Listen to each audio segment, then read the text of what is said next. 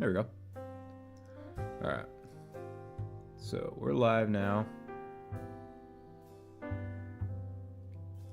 Get our chat.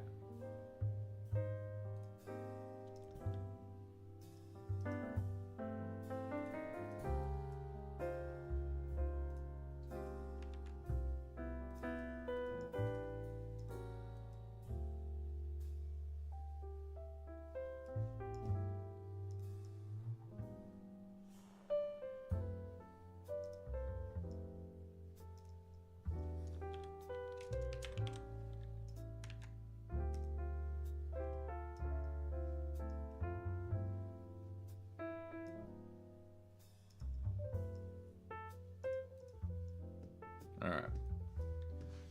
Now we're fully live on Twitch and YouTube. We got both chats on deck. Get back into it. Alright.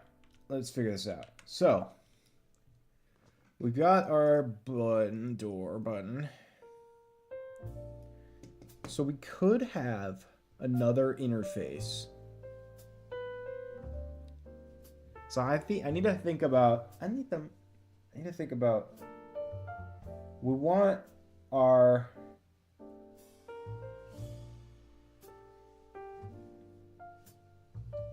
Can a blueprint interface have inputs and outputs?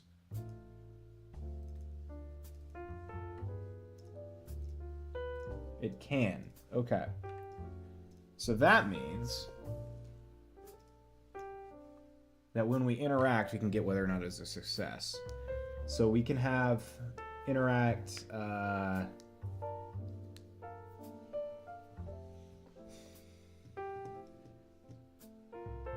So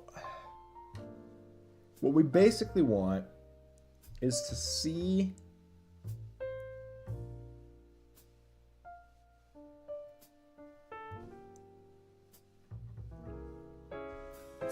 Let's see.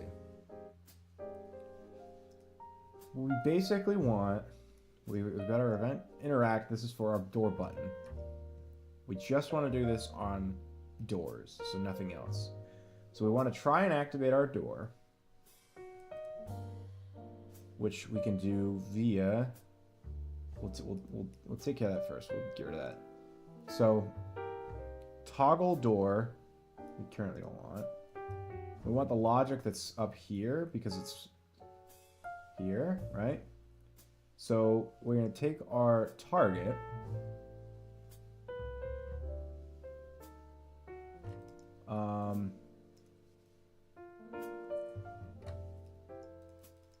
We could make the add and subtract power multiplier. We could get that really easily. We could do that with another interface.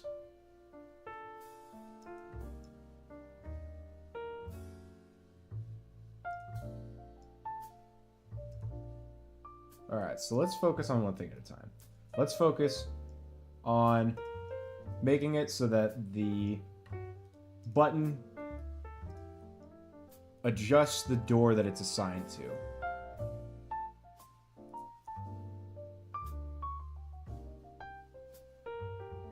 So to do that, we've got our button master button. We go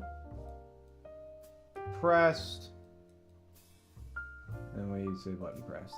And the fact that it's not saying button pressed when you press a button, right? It doesn't say that? Yeah. So that tells me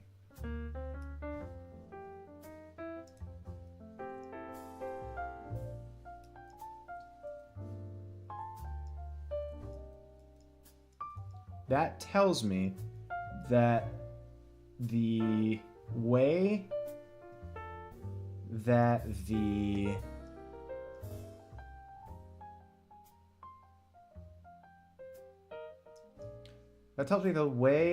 the message from a blueprint interface works is that it goes to the lowest possible thing and only does that. It doesn't do it like...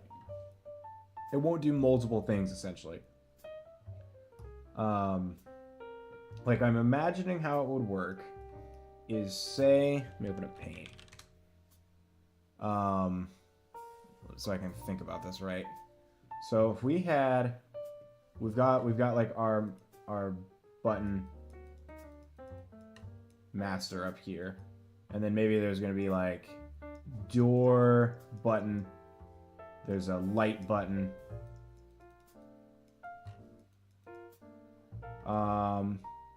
And then maybe there's some other. There's like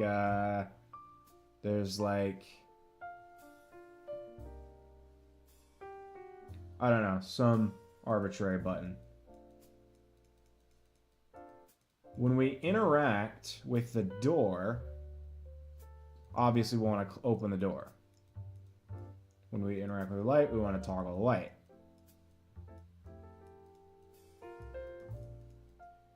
With our arbitrary, we don't want to do anything. So this doesn't have anything here. But our button master, we also want to have, say, button pressed, right? So what's happening is our interface is going, and it's being like, what's up? I want to interact with y'all. And then it goes to here, and then it sees which one of these it is. So it goes, if it's a door, all right, then we go open it. It's a light, all right, we go toggle the light. It's arbitrary, all right, we do button press then. I think that's how it's going to work. Because arbitrary doesn't implement wouldn't implement that event. So it would again go back to the button master and be like, okay, you're just a button master because you don't, I can only do that. So that, I think that makes sense. I don't know, I obviously don't know if that works, but it makes sense that it would. I could really easily test it, but we'll burn that bridge when we get to it. Because it's a very niche scenario I don't think I'm ever going to need. Okay, I got to focus here. Try and activate door. In our door, we need to have a function called try toggle door. It is going to do the code basically that this does. We're going to get our... We're going to get can toggle.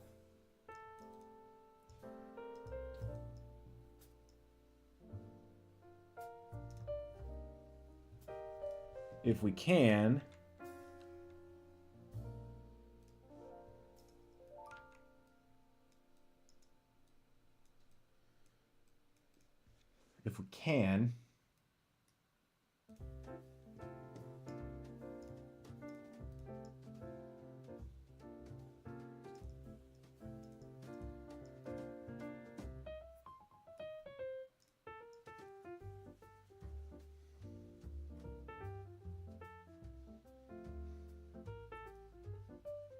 so we would just need to remove this then.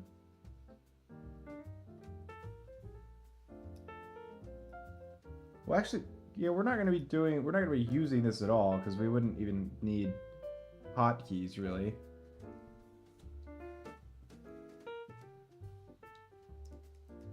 Oops.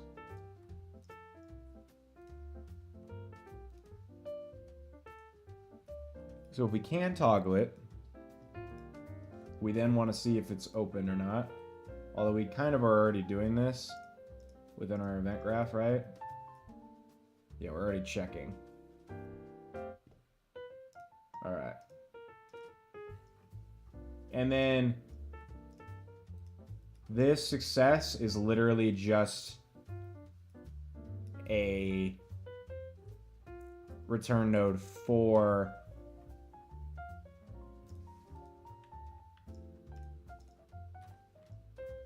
the other stuff. So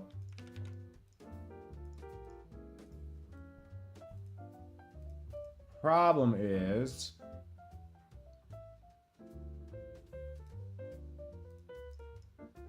maybe not problem yet.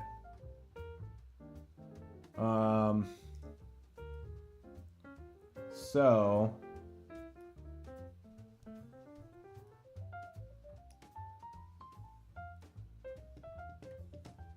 maybe we need to put toggle door within here. So, because what is actually calling toggle door ever? Nothing in here is calling toggle door. So toggle door then has to come externally. I think currently we only have this being toggle door, and then like on our door button was calling it, but now it's not. So that means in our master door, we need to go here, and then we need to do a try toggle. Toggle door. Here, right?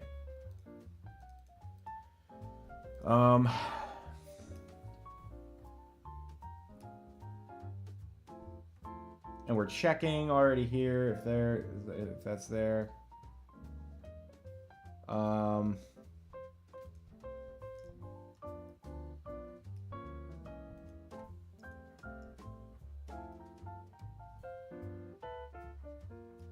So we still need a way for it to like manage the power.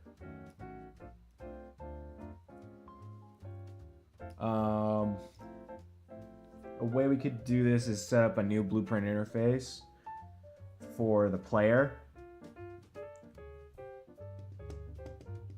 so that anything could reference it and it would adjust the power directly.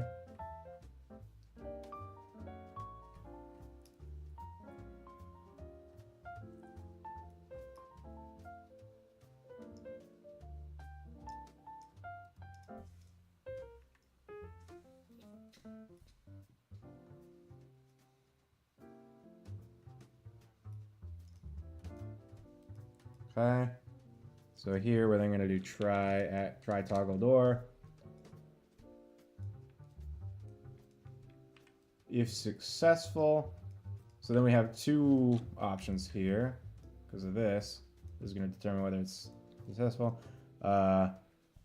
Print string and string success failed. So now our button, if we assign it right, so this is assigned to left door.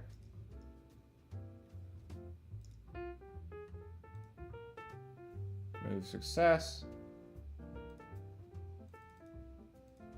And it only works when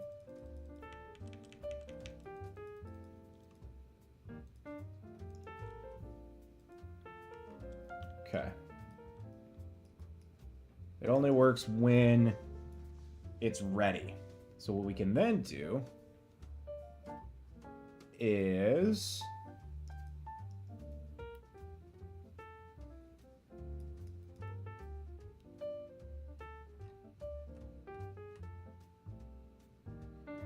we then would want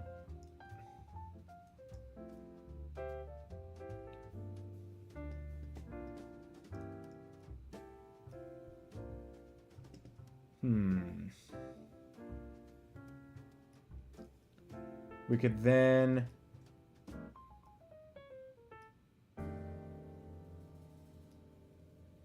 because I want the button to change its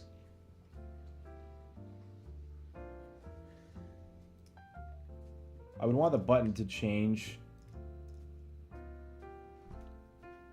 its material.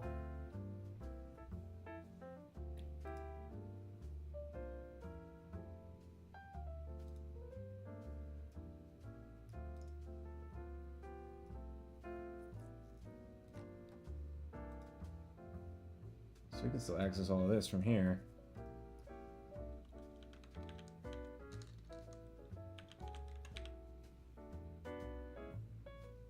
Okay.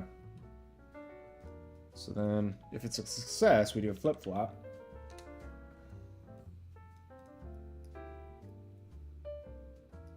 Where we set emissive multiplier.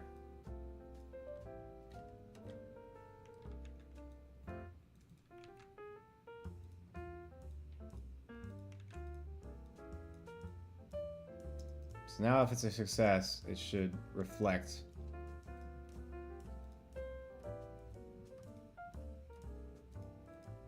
I can't tell the difference at all. I don't think it's working.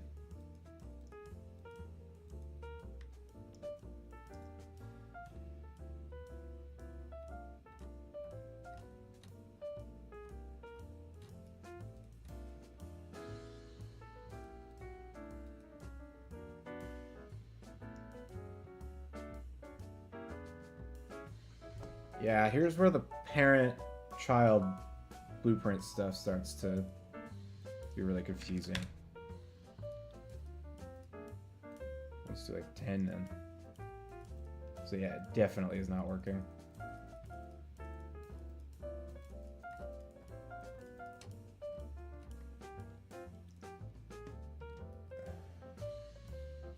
Set emissive multiplier of 10.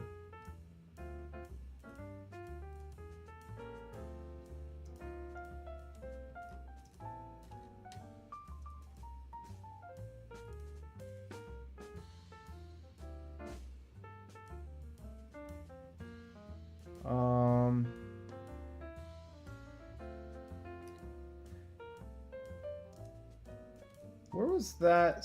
It was in our construction script. That's right. So that's why this isn't working.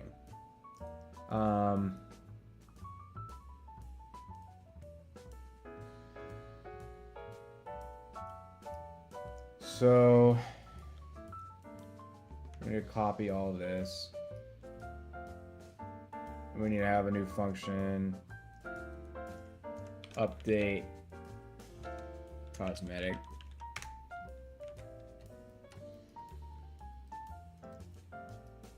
Right.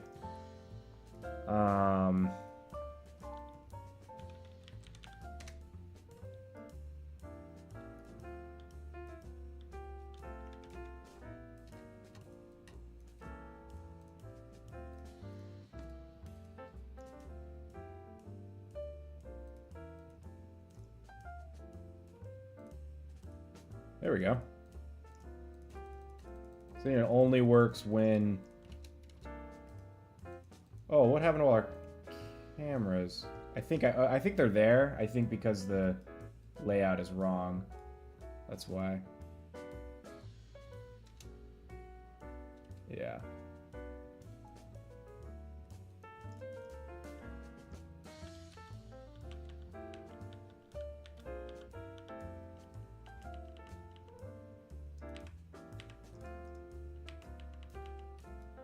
Yeah, okay.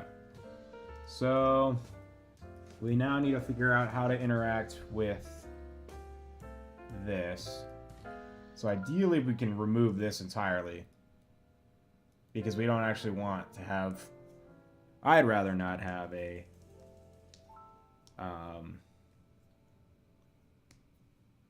Yeah, it starts to get really complicated. Because we need to have... If we want to have multiple ways of accessing the door, then we have to have something control everything. And then each way to access that needs to just do that and not do anything else, because otherwise then they do different things.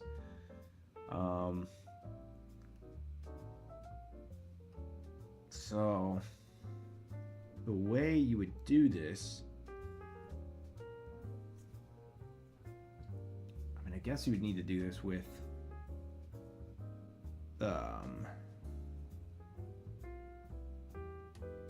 you want to do this with like a game controller or something like that, maybe, that handles all of the interactions, maybe?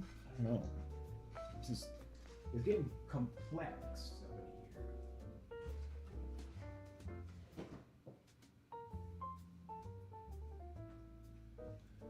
It's getting a little complex up in here.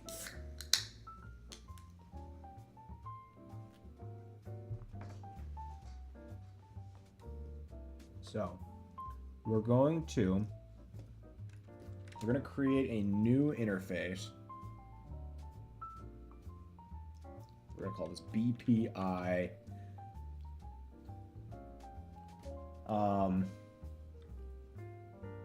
We'll call this player adjustments.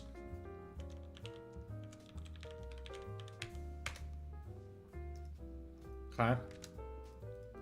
And what we're going to do with this is we're going to have a function called add/remove or adjust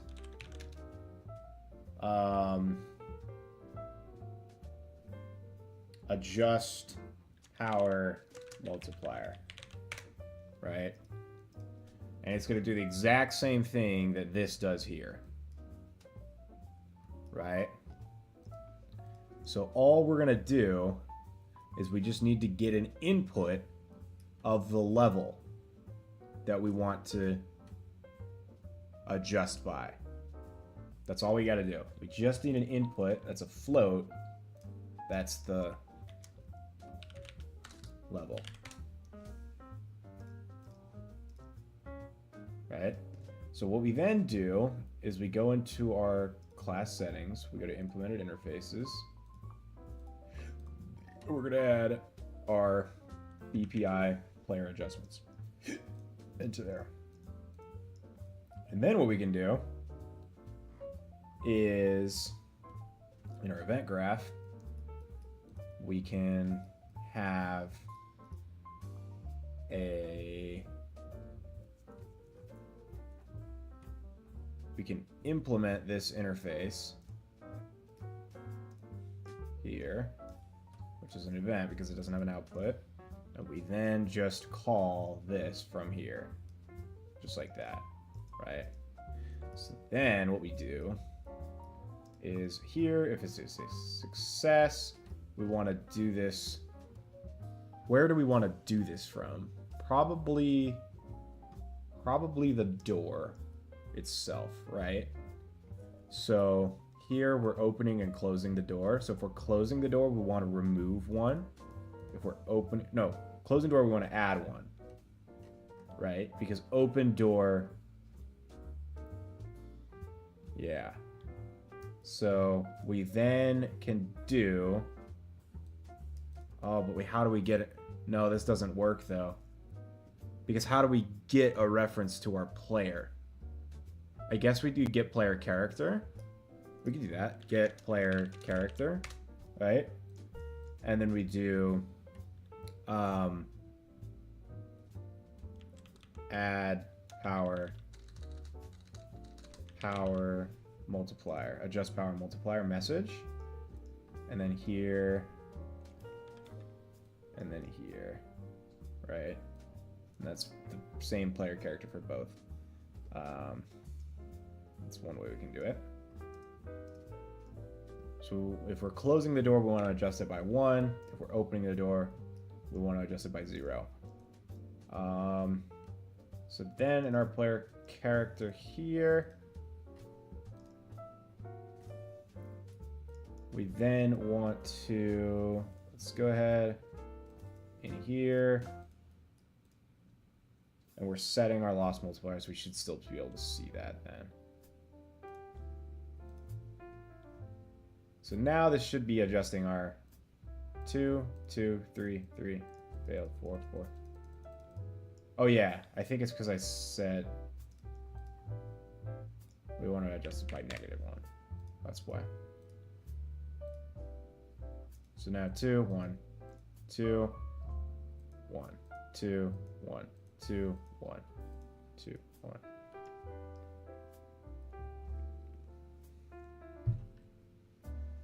So the way that the game actually works is that there's just a percentage, and I didn't realize this, but I don't know why I didn't realize this when I was like, I didn't remember this when I was making it.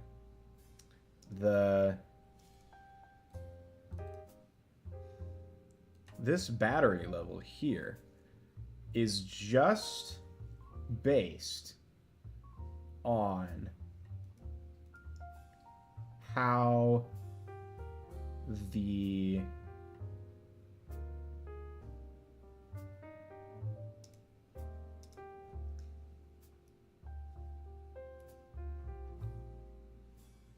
it's just based on the multiplier.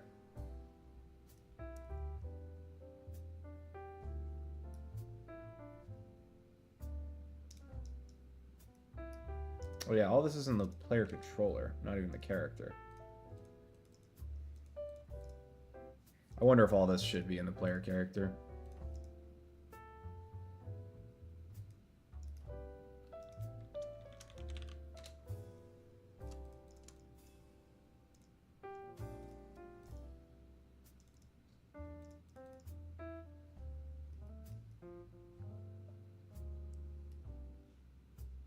Because it would be our loss multiplier is what we actually want.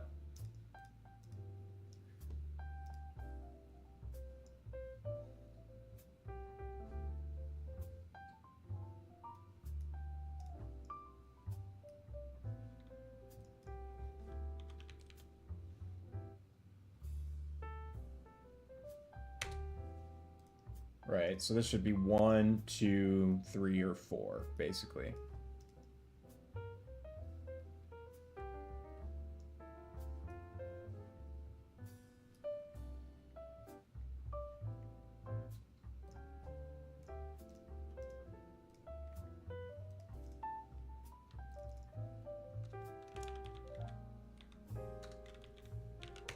So if this goes from 0 to 1, why is this failed now?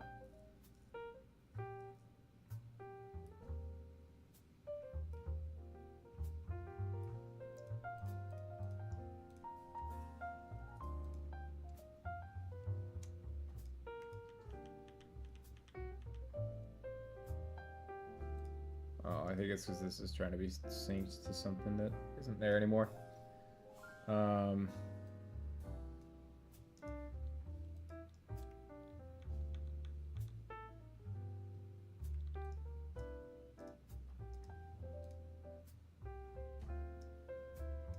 Because this...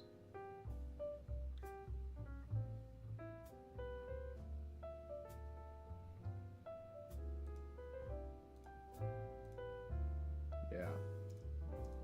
So it goes from 0 to 1, right? 0 to 1.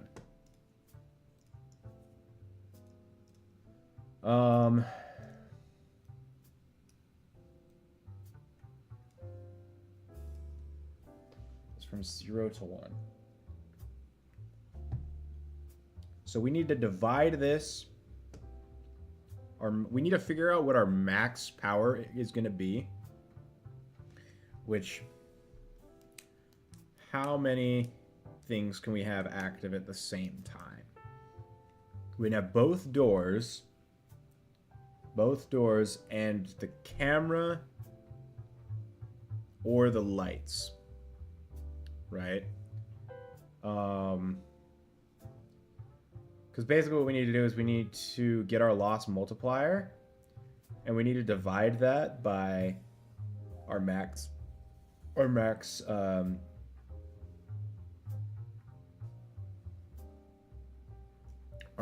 multiplier, so we know how many segments it should take up.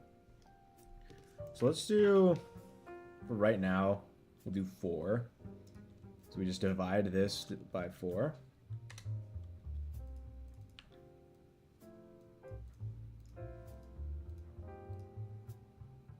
So you should get approximately a quarter of it by just common. And then if we activate this, we go up to half.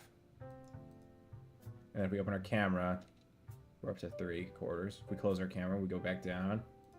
Nice. Why does that do 2? That's curious. I'm guessing it's because we're toggling the door and we're also setting it within our character. Ah, yep. So this entire thing now is completely useless. Right? Because we don't need to get the input for the doors anymore. Unless we can...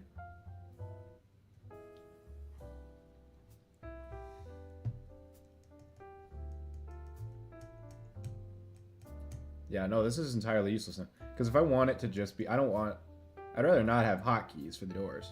So that's entirely useless now. Or we should deactivate it instead. Isn't there a way to do that?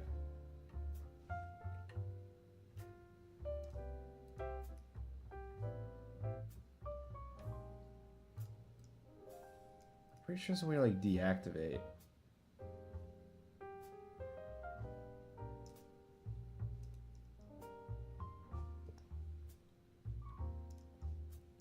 Deactivate widgets. delete 5.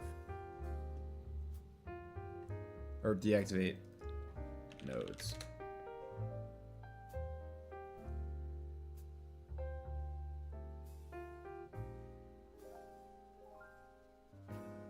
Editor settings.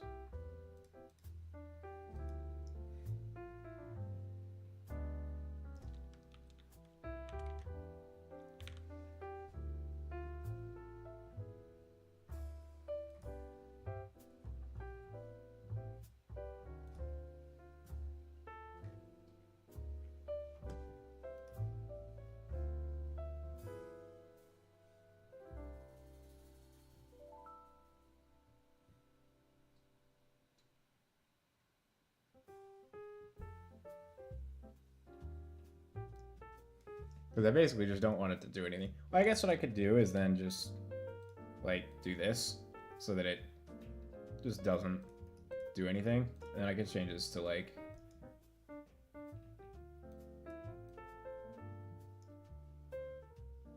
a red so that we know it actually is disabled. And now it shouldn't do anything because none of these are going to be called to the player ever because this is what activates it, and because that's cut off now, that it doesn't matter. We can collapse this now too, right? Oops. What if we do collapse the macro? Oh, that is just one. Oh, I'd select the whole thing. Collapse the macro.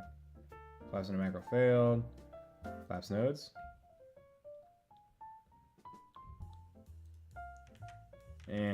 Oh well. It can take up space. That doesn't matter to me.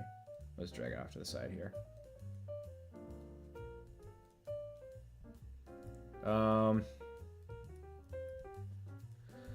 So let's start reorganizing. Gets message from interface to update power multiplier. Can yeah, that's fine. This whole thing, what does this do? This is sending out the raycast for our line trace calculation.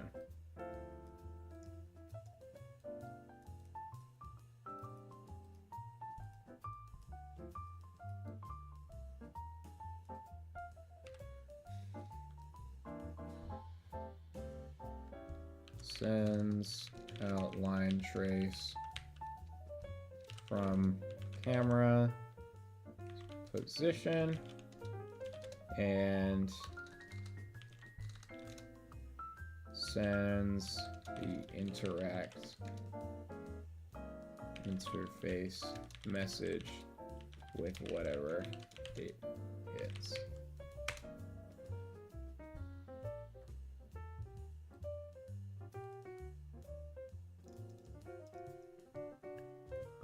And I will update this at some point because I want it to be based on where the camera is pointed. Not where the camera is pointed. I want it to be based on where the mouse is on the screen. So like if the mouse is up here, I want it to do it up and to the left. We could do that right now. That doesn't sound too hard. How to raycast, or how to line trace based on where the mouse cursor is on screen, UE5. Line trace from mouse cursor location. To use a line trace based on the mouse cursor's position in Unreal Engine, you can use the deproject screen to world function to transform the player's mouse position into an array. You can then use this information in line trace single as input to do a raycast. Deproject screen to world.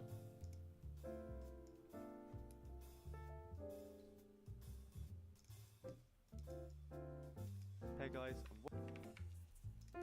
here, that is where the line trace is going to go. If they click there, wherever they click, that's where the line trace is going to go. You'll notice just a red cube is appearing there. If I just click all these Chip chop. New component. This might be in your character blueprint. Whatever it is that you want to do, just put it in the correct blueprint view. And again, I can help further if you do. It's a efficient way of doing it, but for the purpose of this tutorial, it's perfectly fine. Now we're to the player. Not the most efficient way of doing it, but for the purpose of this tutorial, it's perfectly fine. And again, I can. Alright. Watch this whole thing. And I'll show you how I've done it. So the first thing you want to do is open up the blueprint which you want this code to be in. So this might be a actor just from main menu component. This might be in your character blueprint. Whatever it is that you want to do, just put it in the correct blueprint view. And again, I can help further if you do want that. So for me, that's just going to be in an actor BP here. All I've got in here at the moment is a way to just start using this blueprint and then go back to the player. Not the most efficient way of doing it, but for the purpose of this. What? Baby can play, enable input, player controllers, set view target with blend. Okay, I think I understand. It's perfectly fine. Now, in order to actually do the line trace we want to do, that's very simple. We can right click and get an action mapping that we want. So for me, it's going to be left mouse button. So whenever I click, that's where it's going to be. But again, do this for whatever you want. And I would recommend using either left or right mouse button or middle mouse button, because obviously it's going to be where the player's mouse is, so it makes sense to use a mouse button. Out of pressed, we obviously want to get a line trace, and this wants to be a line trace by channel, like so. And for the start and end, we're going to do it differently to how we normally do it. So we're going to right click and get player controller. Out of this, the majority of the work is already done for us. So all we're going to do is our return value is convert mouse location to world space. This is going to do all of the maths for us to get our mouse location into where it actually is in the real world. So that makes it nice and easy. And very simply now, this world location is going to go into the start. And this world location is also going to go into an addition node, which will go into the end. What else is going to go into this addition node is going to be come out of the world direction and get a vector multiple. Oh, so this replaces this. Like quite literally. Okay. That's super, super cool and convenient. So this is here. This replaces our camera. Right. Because I guess it's...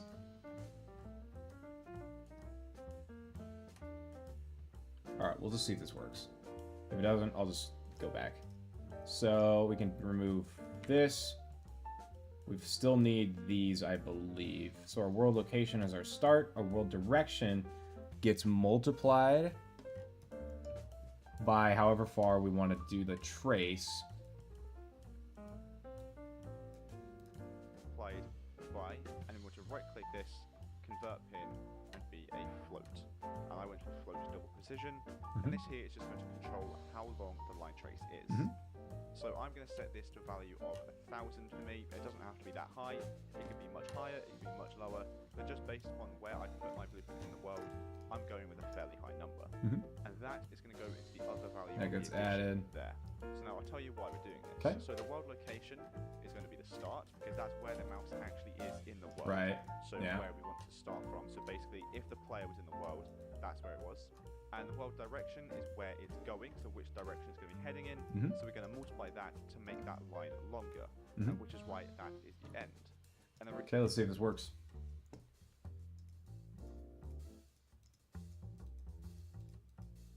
Nice. Okay, so now we just need to have our cursor be enabled by default. So that does mean that in our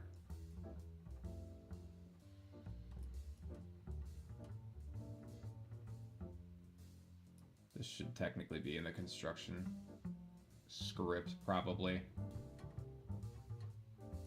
Well, actually, maybe not. I think it's fine there.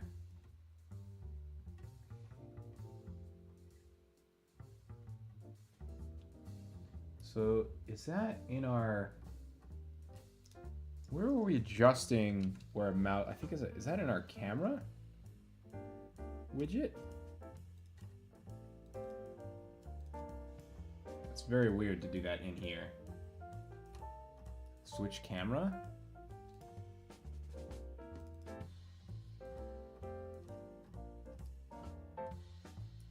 Right, but where are we opening and closing our cursor? Right here. Reveals camera UI, hides camera UI, adjusts cursor settings. So we don't want to do this anymore. I actually want this to be true. So maybe we don't need to do that at all, technically. Here, go here. Game only. I think that's still fine. We just want our... Maybe that's... Is it in our class defaults?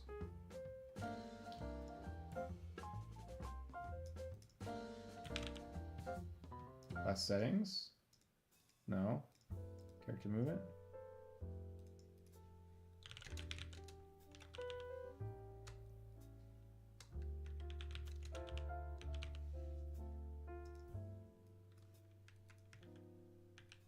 Oh, it's in our player controller, isn't it? Yeah, okay.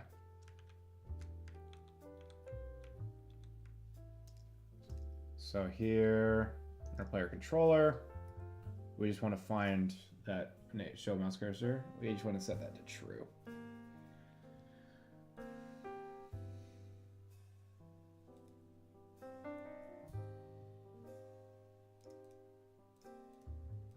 So now we should be able to see our cursor in game. And where we click, does a line trace.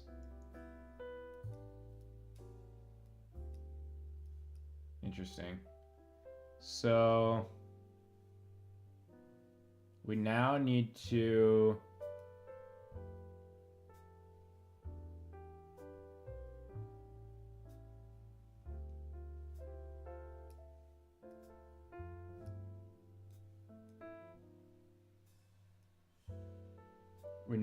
adjust our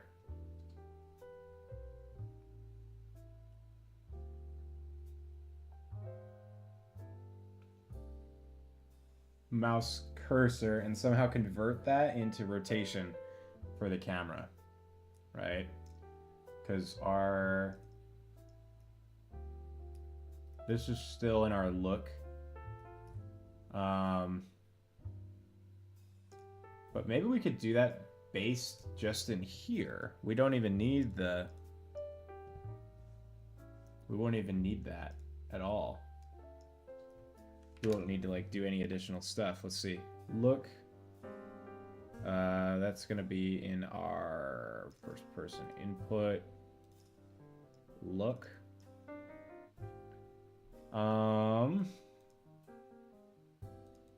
Accumulation, behavior, triggers, and modifiers. No. No. So it's not activating our look. Something to do with the cursor being on screen, right?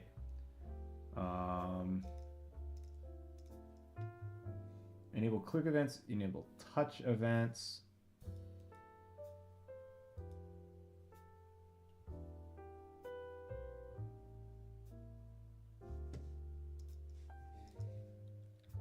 How to let mouse be on screen and still use look input UE5. I don't know if that's going to pull it up.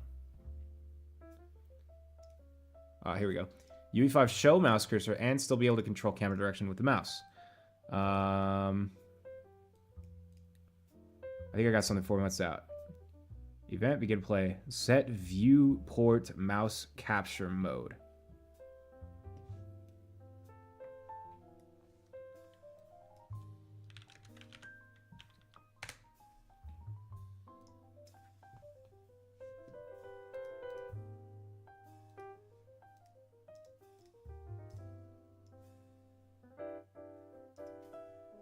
Nope.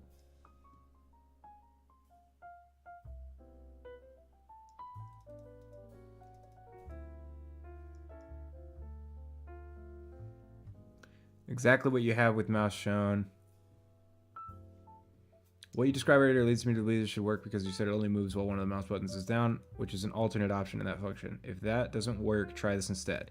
Exactly what we have with mouse shown. Then in the event player event tick, add controller input.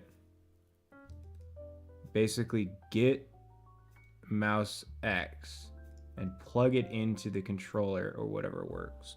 Okay, this guy doesn't know what he's talking about.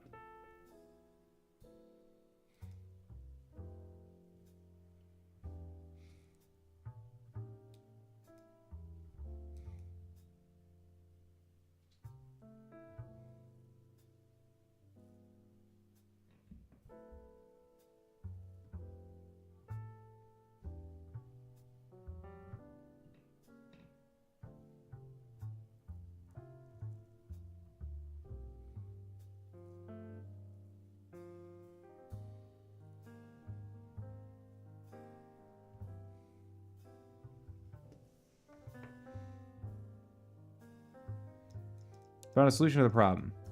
You just need to change 2 different sections in the settings to get it working. All right. W's in the chat. Okay. So we go to, this is in our project settings. Here on the left. We're going to go to engine input. Capture permanently, including initial mouse down. Default viewport mouse capture mode. I think we want capture permanently here.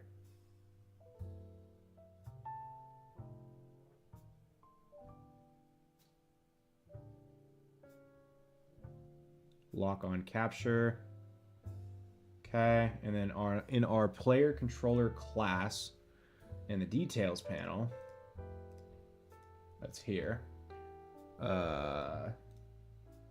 Just like this. Does this work?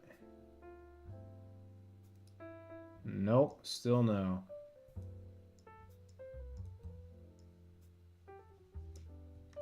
Okay. Start asking, what's my boy find?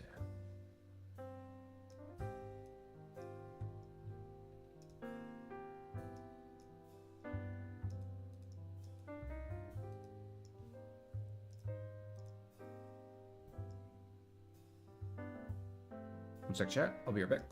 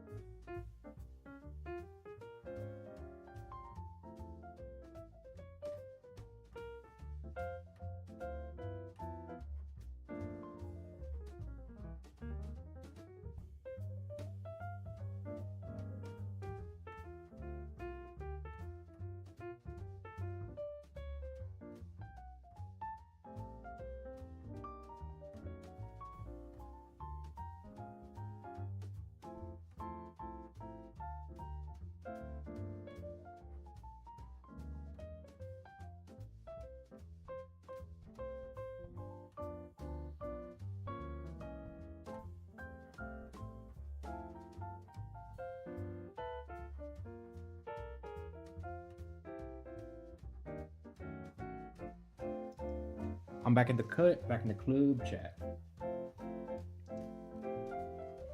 Now I gotta remember what the hell I was doing. I actually have no idea. I have no clue. Oh yeah, I was trying to fix the camera thing. All right, so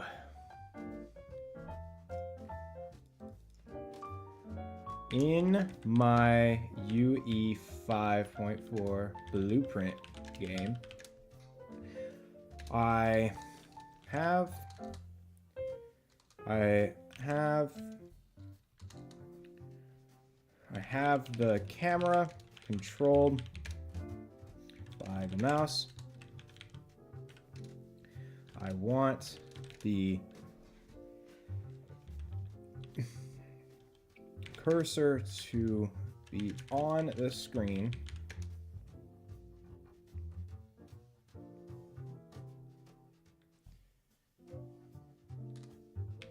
However, currently, the camera only moves when I hold down the mouse button. I want it to move regardless. I want it to always move the camera.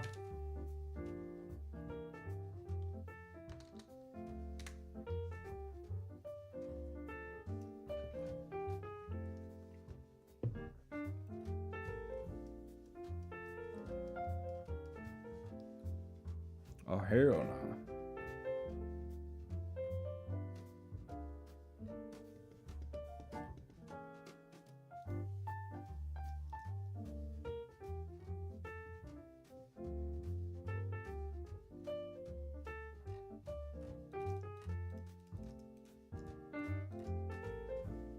My controller defaults mouse interface?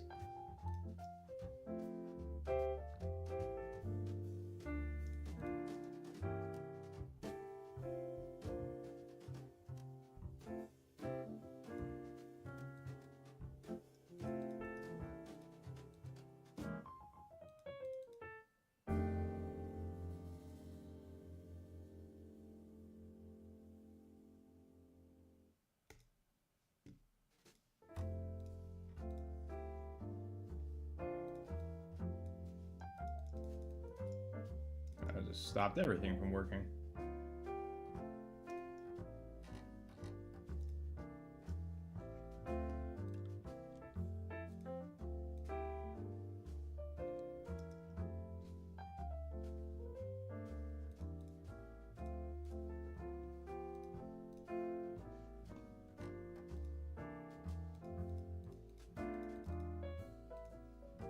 Oh, I broke everything now.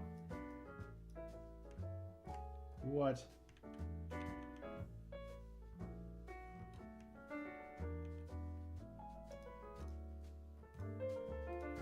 Okay, now it works.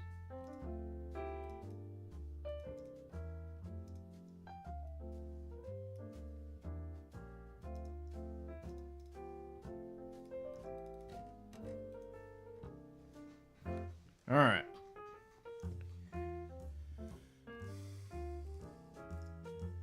This is gonna be hard. How to make mouse move camera without button being held down.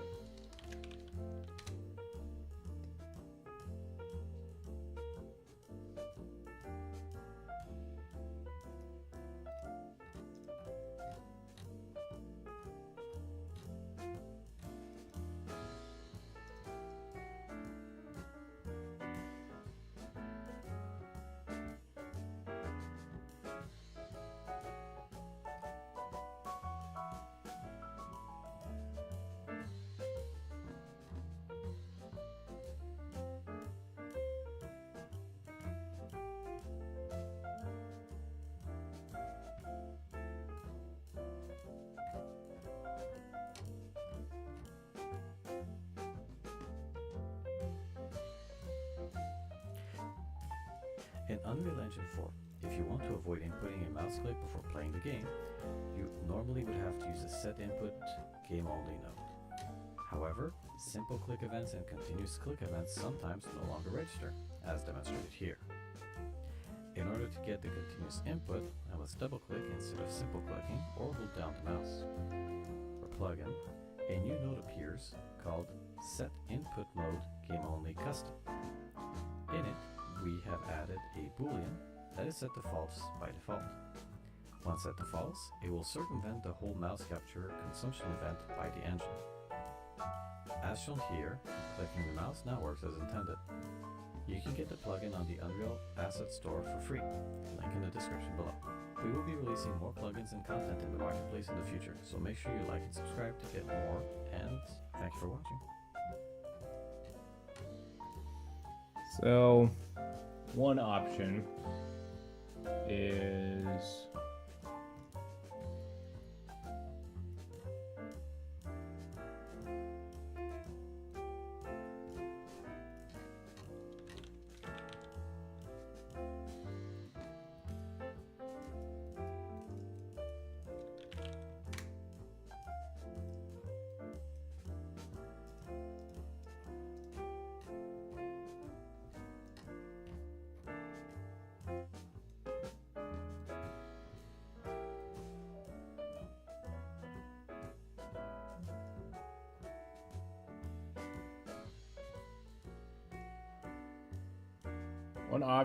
is to get the player's mouse cursor and then like, because if it's 0 over here, right? Then when we get to like here, we figure out how like FNAF does it, where it's like, yeah, when we get to like here, I don't know. This is tough. I want to try a couple things first. So obviously this does work, get mouse position.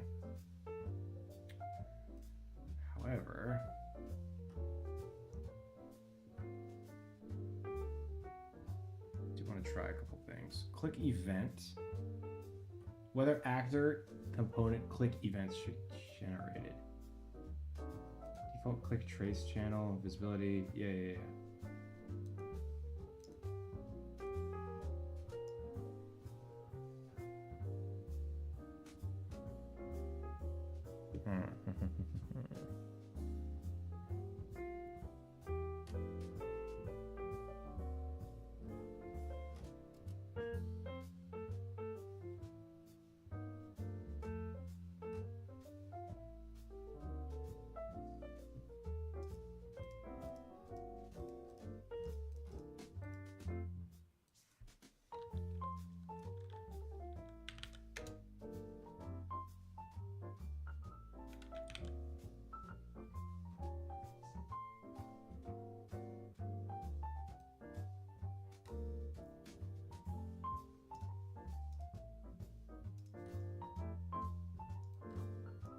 No.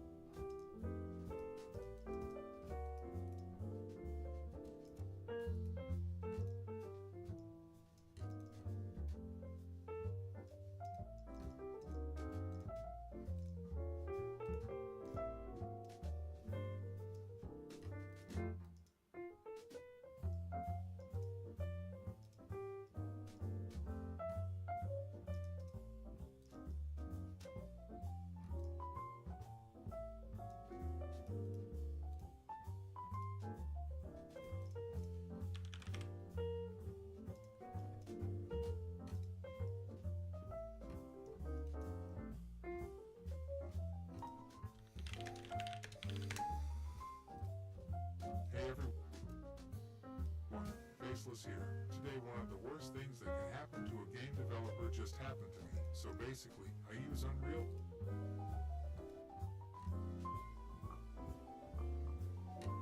Once you compile your blueprint, place the player into the world.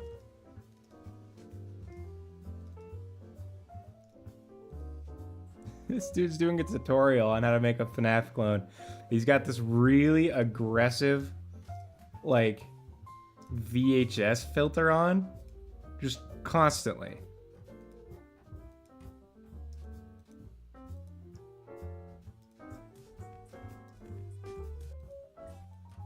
The player into the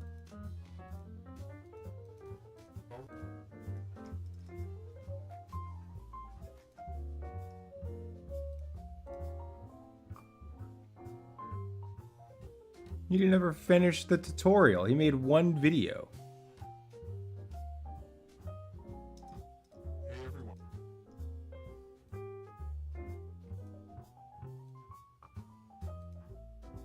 Sinking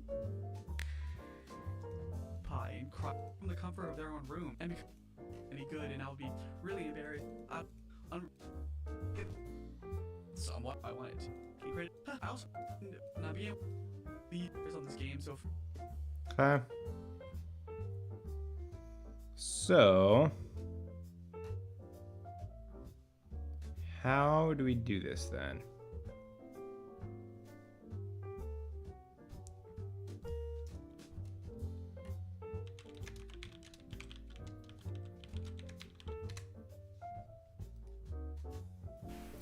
Hey guys, Step Games here and welcome to another tutorial. In this tutorial we are going to be creating a control by the start with done the first thing here, and from this we're gonna plug this into target. Also we can drag this one out of the chime to 0. What does this look like though?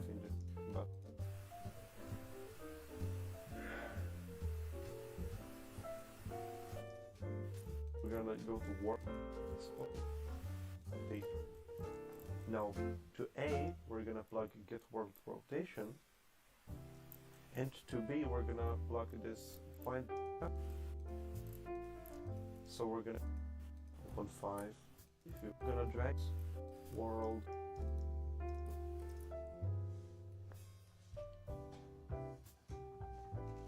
The annoying thing is that for some reason, I don't know why, I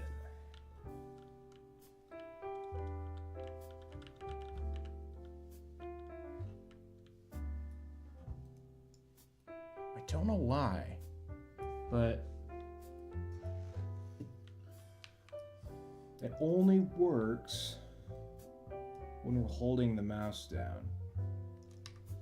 And I've looked in here.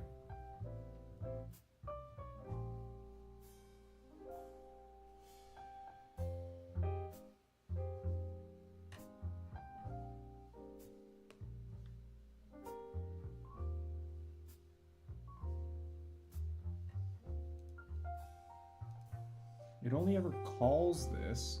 Maybe it's in our... Maybe it's in here instead. So look... Negate Y? Did I set that? Modifiers? Negate? Why would we negate the Y? Did I do that? I don't remember if I did this or not. Setting behavior?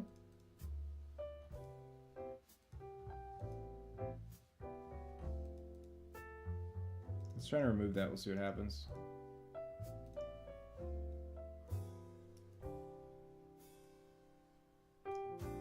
Same thing.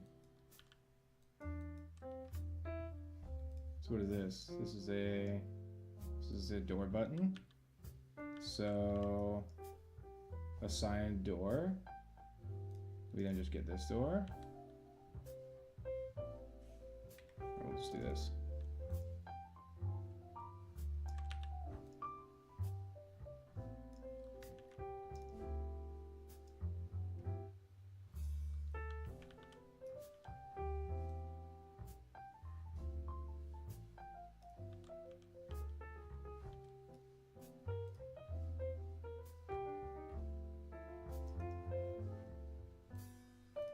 So now this should work too. Boom.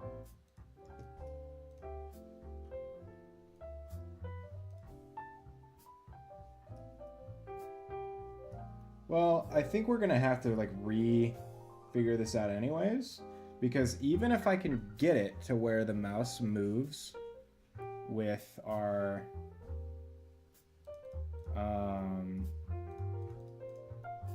cursor, see how it doesn't do the full thing? You have to do multiple passes like this if you want to actually do the full effect.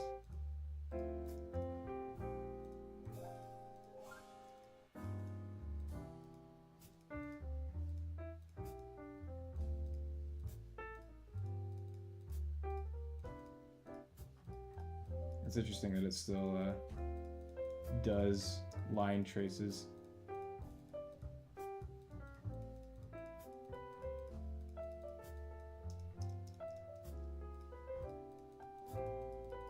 Even when the camera is open. So maybe we can disable that. But, so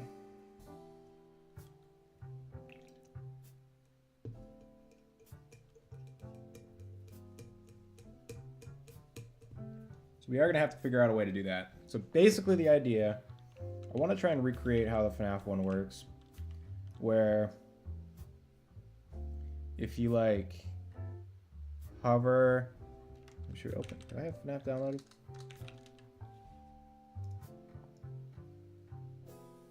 I don't. Let me download that real quick.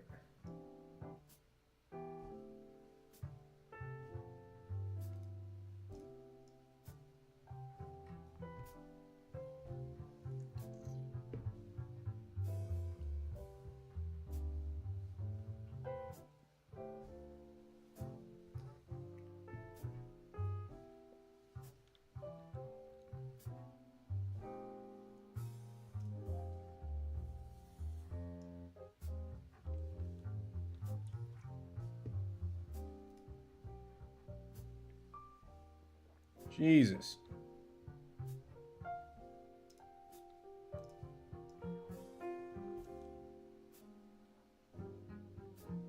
So let's see. Because it doesn't go... So it's like... when your mouse is on a certain... God damn, Foxy.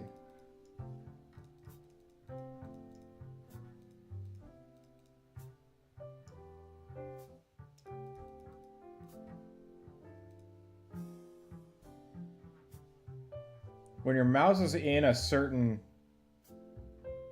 So it's... So when it reaches a certain point... It's got like zones. See that? Okay. So it's got zones like here, and like one like here, one here, one here. And if you're in the middle, it doesn't do anything. But as soon as you get into that zones, it adds a bit of the camera rotation slowly. And then if you do all the way, it goes faster. But it's not like, it's not gradual. It's like almost binary. Okay. I can replicate that. So what we need to do is we just need to get our mouse X, and then I'm gonna reopen Paint so I can visualize this for myself. So we've got our screen, and then there's different zones within the screen. So the first zone is like here, right? And the second zone is like here. And so if your cursor is here, it doesn't do anything, no rotation. If your cursor is here, it's like 0.5 rotation, whatever. And then if your cursor is here, it's 1 rotation, right? And then we're obviously clamping our... So we need to get... We basically need to get our screen resolution and divide by itself so that we get a scale of 0 to 1. So like 0's over here, 1's over here. And then we can multiply that by like 1,000 to get our different zones. Because we want to make it so that it's scalable. So like, we obviously can't say like, we can't force it to be 1920 over here, because not everyone uses a 1920 monitor. Nor am I going to be playing in 1920. So a way you could do this, there's multiple ways you could do this.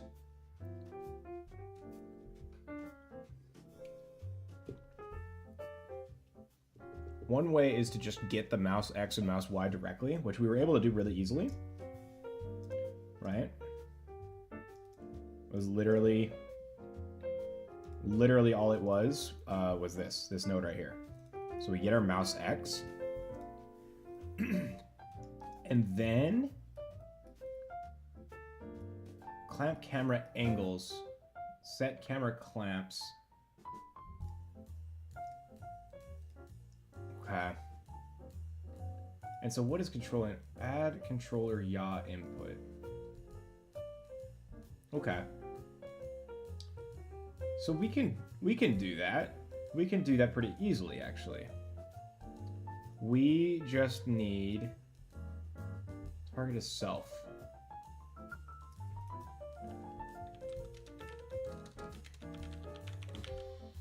Pawn input. So we want to do this on the character then.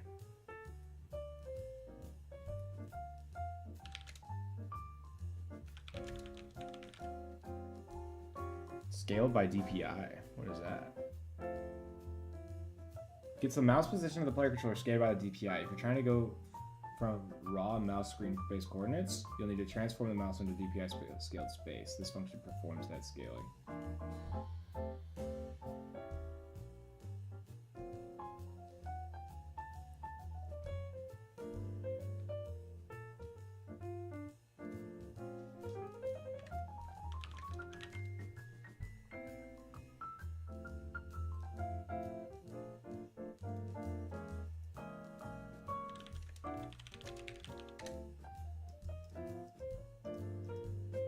Okay. So, why are we doing this on here? Because we want to access our camera, that's why. Is our camera settings controlled within the character movement? That's where I'm confused about. I think it would be.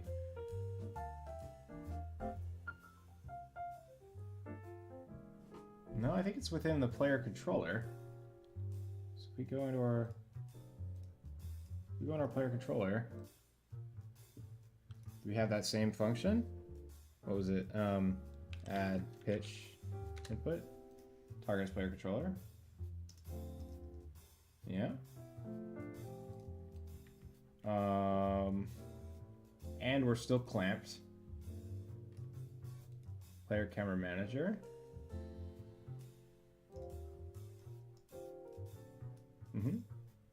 Okay. So within our player controller, we want to, in our event tick, what I'll probably do is change this here to be in the game mode instead, so that, because it's kind of weird that our player controller would be controlling that. We can do that right now, actually, I think, right? It would take a little bit of time. So we'll just do this for right now. Sequence. So we'll do that, and then after that's done, we'll have to recall that. Let me do this. What we're gonna do, I'm gonna have to. Okay, so there's a couple ways to do this. I know how it works in the original game. How it works in the original game is these are literally on the screen. Basically, they're hidden, but they're on the screen.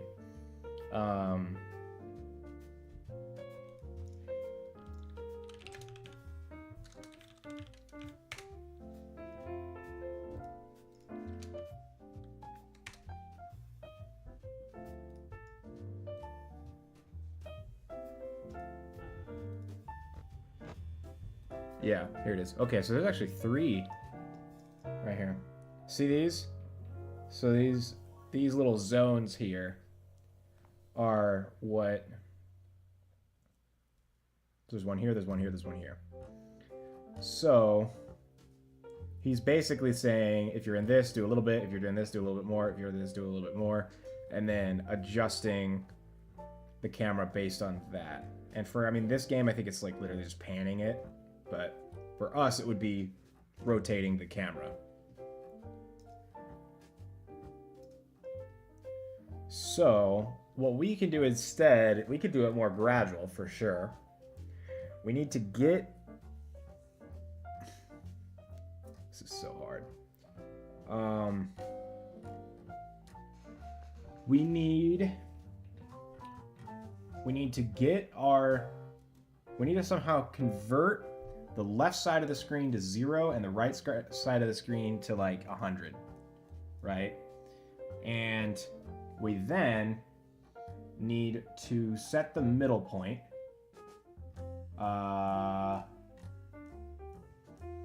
And say, how far from the middle point are you?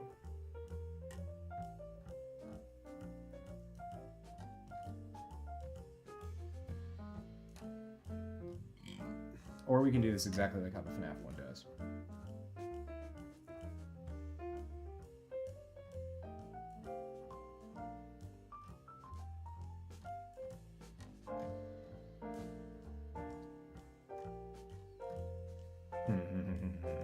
Okay, so I'm thinking of too many things at the moment. I'm thinking of like how to make it so that it clamps in the middle. So what we need to do right now, we need to get this. We need to convert our screen width, which is going to be 1920. And then we need to get our mouse cursor position. And we need to divide our... So if our mouse position was in the middle, that'd be like approximately 1,000. It'd be like 1960, I think, or 960. So if our mouse is in the middle, exact middle, it's gonna be at 960. We're gonna want to divide 1920, so our viewport width, by our mouse position, X, to get 0.5. Okay? Alright, let's do this. While I still can. So we need to get our mouse X, and then we need to get our get world screen, get screen space, get size, viewport size, that's it. Get viewport size. Split, we want our X, okay? So let's just verify for string, here. This should constantly just be spitting out like approximately 1920.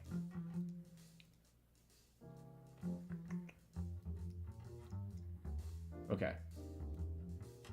And then if we increase this, it gets bigger. Okay, perfect. All right, so we then need to, so we got our viewport size. We then need to divide our viewport size to our mouse position. And now we've got,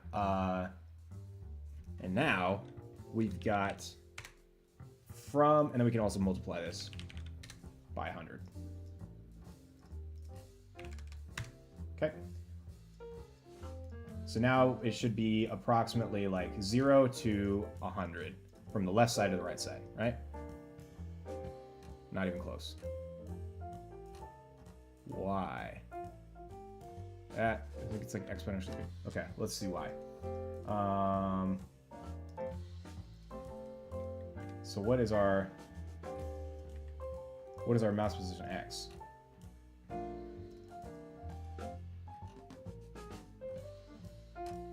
Yeah. So what's the problem then? We're dividing our... What? Why is that an issue? Isn't that how math works? We're dividing our viewport X by our mouse position? Shouldn't we be getting like 0 to 1?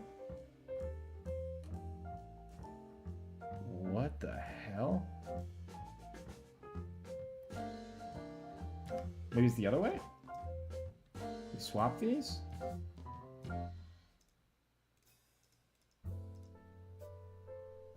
There it is. Okay, so it was reversed. Got it. Okay, so now if we multiply this by 100, we should get 0 to 100. 0 to 100, if we're on the right side. All right. Now, we need to somehow convert. Yeah, for real. Yeah. I haven't done any of these chores, man. All right, you've been spamming. Hold up. I haven't been reading. Let me hold up. J. Schlatt fell. I do not look like Schlatt. Bro is not Keanu Reeves. Shit. Kind of look like Keanu Reeves a little bit. Yeah. All right. At Lil Brian Jr. You seeing this? Make EFT clone instead. Bro, just play Joy of Creation, Unk. Come on, Unk. Bro, we really got a whiteboard with chores. You are not doing those. You got me. Why would I do chores when I can make a FNAF clone? All right, math time. You distracted me in my math era. This is my math era. This is my smart era. This is my Oppenheimer era. So we then need to figure out. Let's go to our here. I then want to print what these values are, so that I can see like what approximately we want to get. So we do a print string here. Gonna get free nachos on BRB. Ain't you at work? Back to work.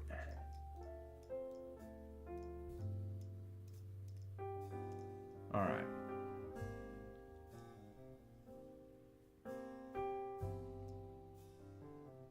So it's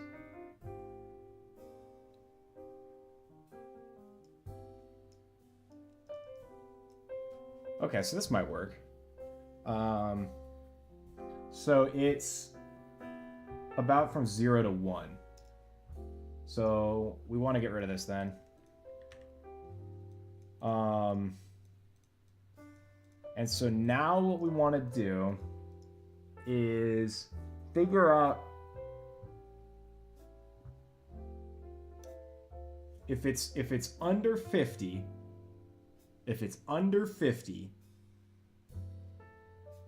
or 0.5 technically.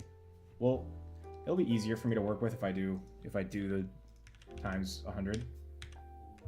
And then I'll just divide it back by 100 later.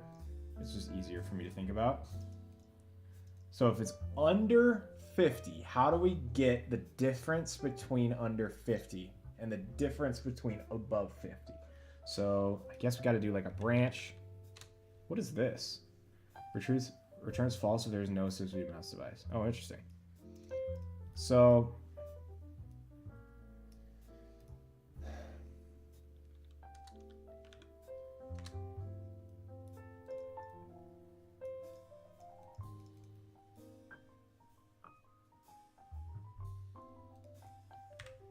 if we're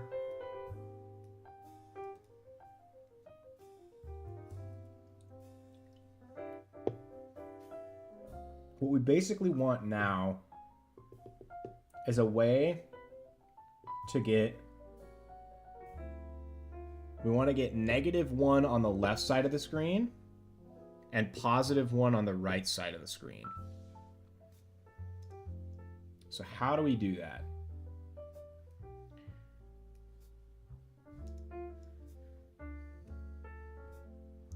We ask AI. Ask. I need to capture some values. Okay, I need to capture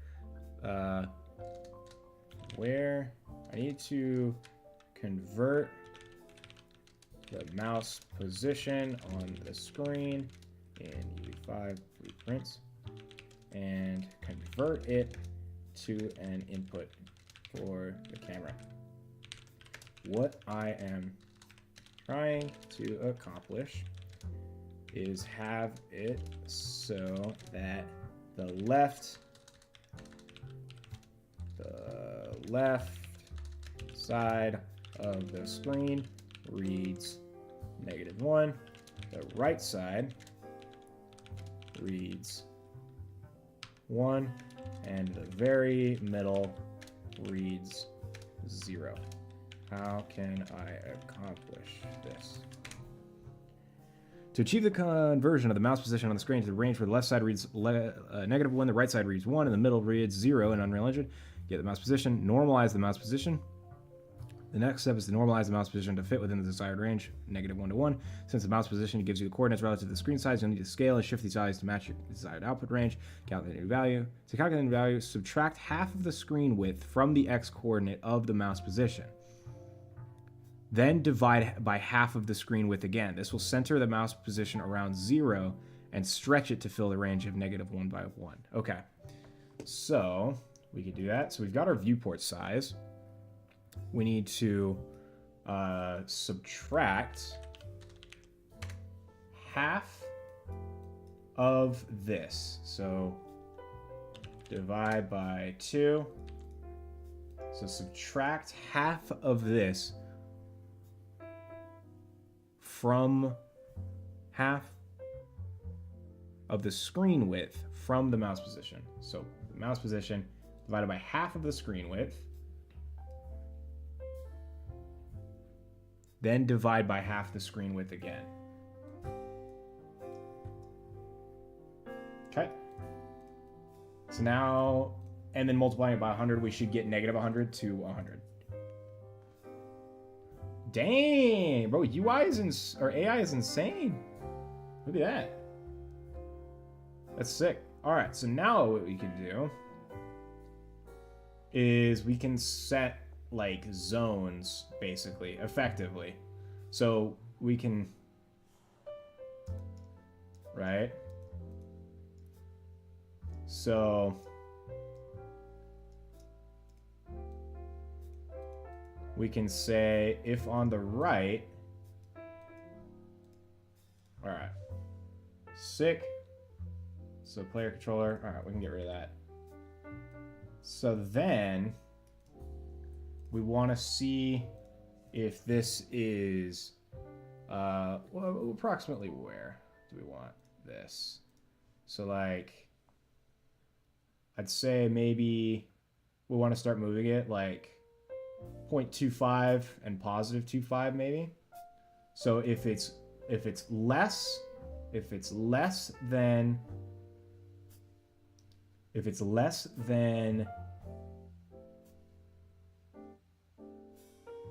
it's greater than positive, or if it's greater than -0.25 and less than +2.5, then we don't do anything. So greater than, I guess we'll do greater equal, and less equal. So if this is greater than or equal to -0.25, and it is less than or equal to +0.25,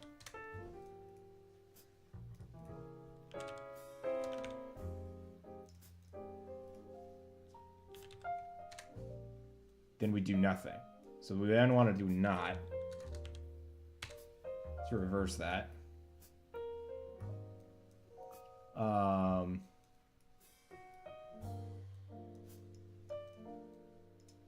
If that's true, then we want to say, otherwise we don't say anything, right? So if we're in the middle of the screen, it shouldn't say anything. But as soon as we get off of it,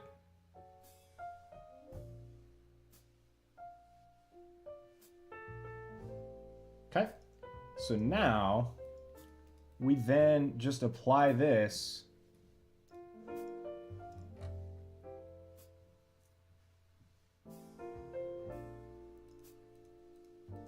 Bro will have better luck being a Roblox Studio dev. Dude, 90% of being a coder is just stealing other people's code. I don't know if you knew that or not. Okay. So that's true. We then need to take this input and we need to do this with it.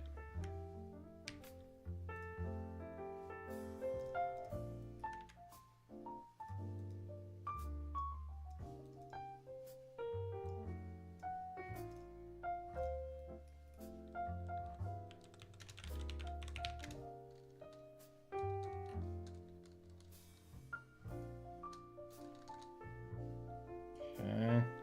Target is pawn. Get player character. Maybe.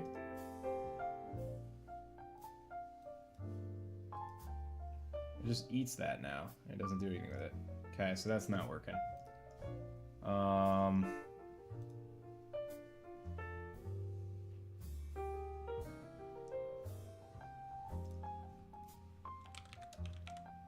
Maybe this.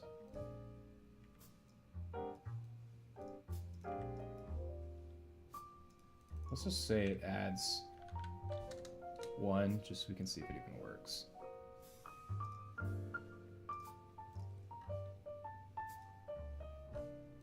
Why is that? Why is it just eating it now? It's like not doing anything with it.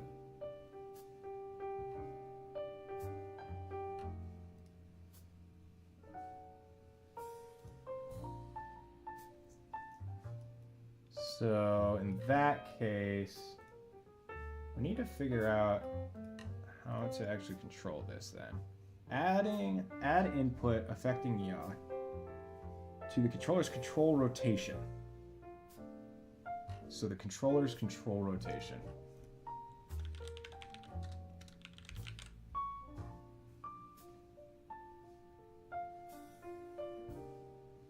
Targeted controller.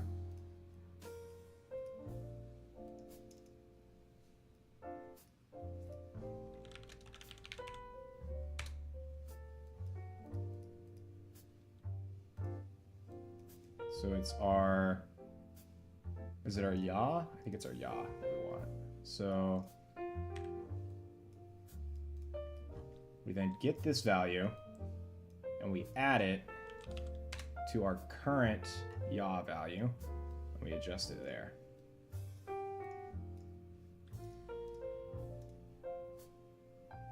Hey, there we go.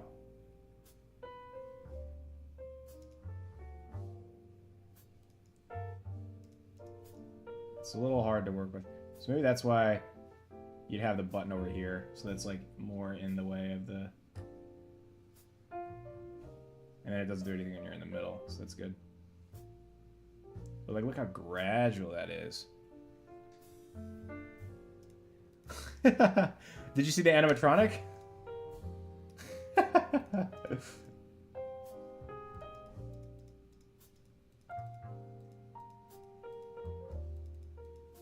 Interesting. So is it not?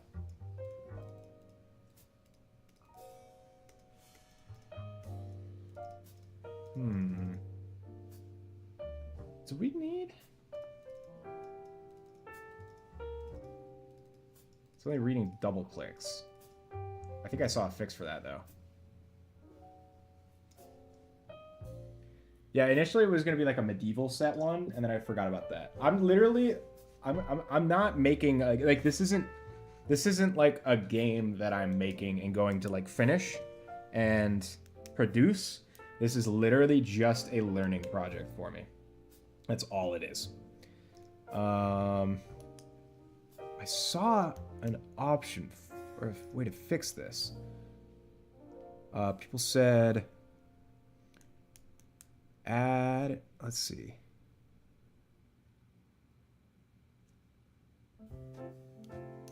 Capture permanently.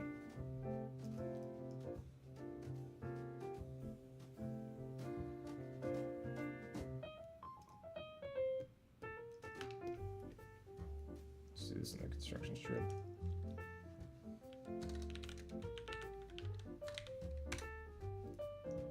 Refreshing permanently inclusion initial is down. Okay. So now we're getting every time we click.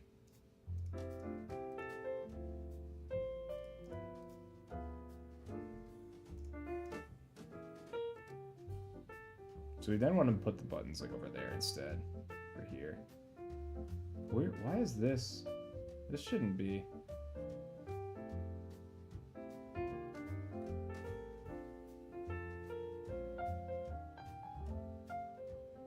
This shouldn't be adjusting anything.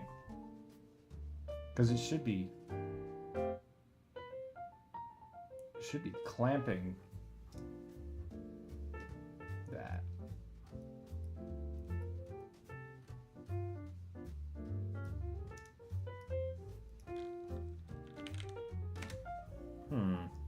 Let's see here. Because this should be pretty.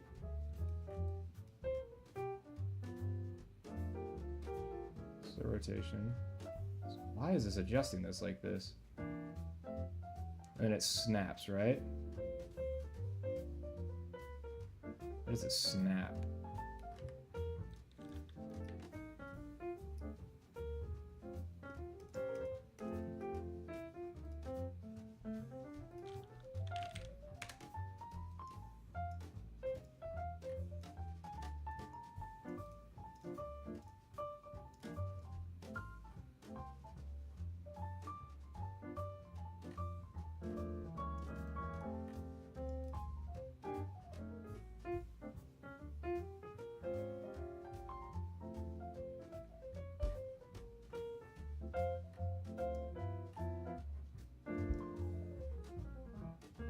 That is so weird.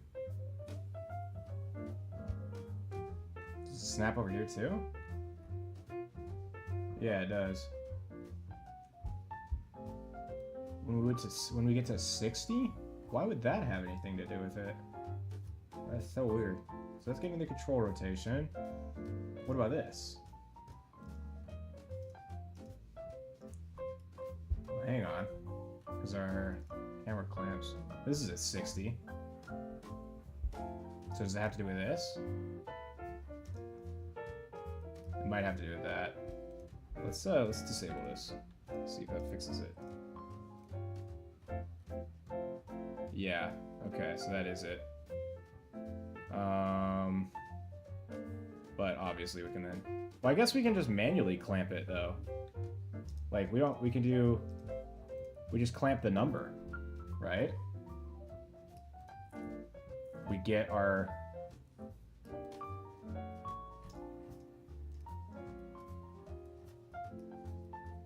we get this new rotation, and then we just clamp it.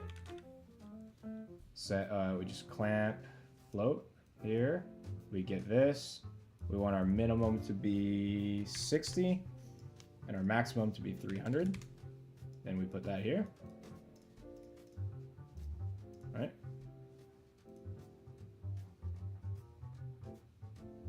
Apparently not.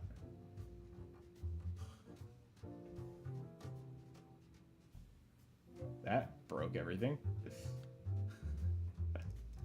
Why did that break everything? Maybe it needs to be like negative 60. Holy moly. What going on, chat? Damn, we got like a little bit of a gang rivalry going on. We got Brian in the YouTube chat. And we got Soul Milton. He's a moderator over in the Twitch chat. Shoot, I might have to make young Brian a mod in over here in the YouTube section.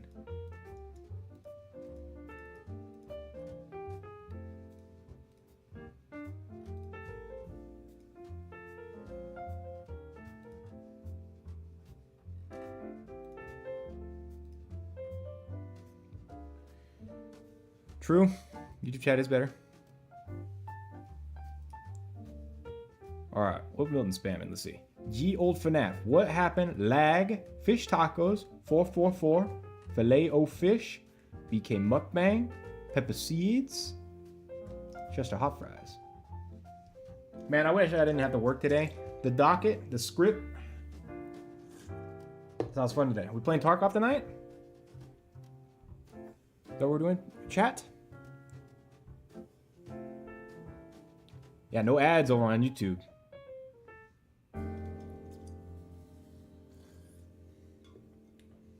All right.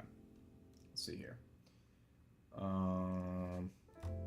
So instead of clamping this, let's go ahead and print this again so we can see exactly what we're working with. So we want... Why is it broken? Oh, because I didn't set this here.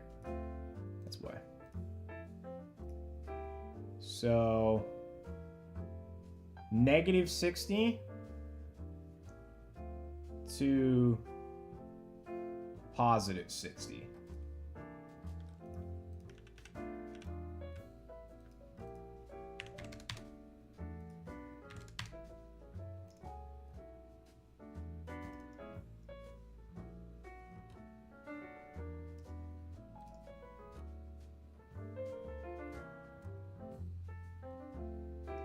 Okay, now we don't got that like weird snap anymore.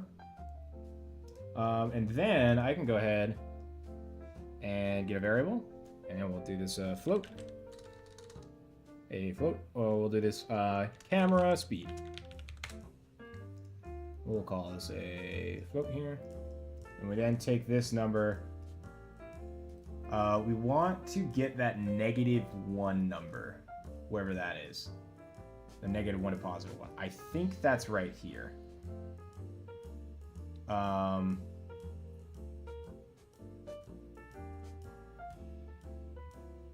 Where is that? That's right here, right?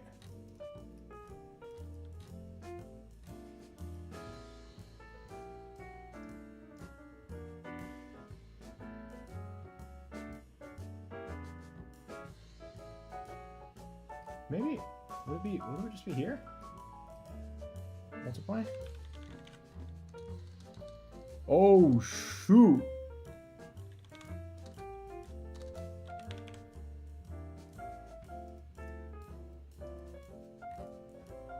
Camera speed? I don't think this is right. It might be right. If we set our, let's see. If we set our camera speed to 2 by default, it should be moving twice as fast. Yeah, I thought that would break immediately.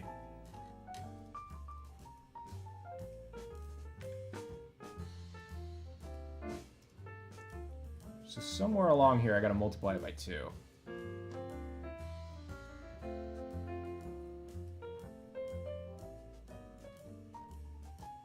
It's probably right here.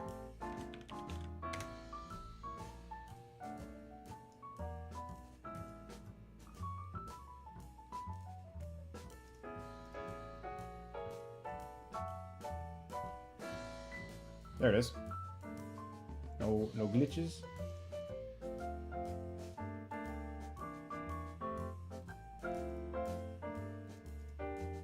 Okay, cool.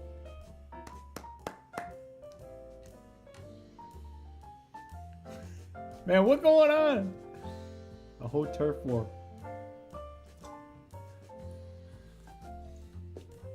Let's hear chat, YT chat versus Twitch chat. Who's winning the Drake drama? Who winning right now? Us? Who's us?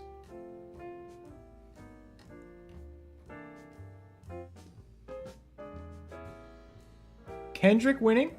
Alright, YouTube says Kendrick winning. Twitch, who winning? Who winning in the drama right now? In the beef? Because I'm pretty sure Drake dropped diss me, now you gotta kiss me. And I don't know, he might be up a couple points.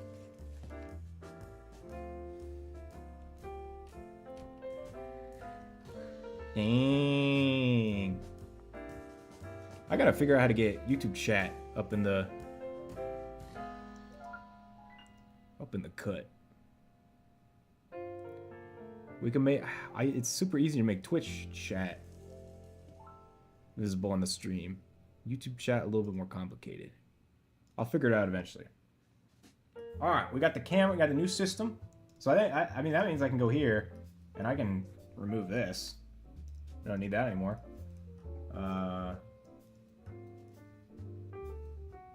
Let's make that red. Let's this. I want to just use this same red. Throw that here. We just get this. We do that red. This means it's disabled. All right. We don't need that anymore. Let's go to our player controller and just to verify this still works. Should still. Yep. Problem that I could potentially see with it is that it still adjusts the camera depending on where the mouse is, I think. Right? Like if I go all the way to the left here. So we could then have another check to see if the camera's opened. So where's our switch camera? Where am I opening the camera? Is that in here? Camera open? I want to change this. This needs to be converted back over to the player controller for sure.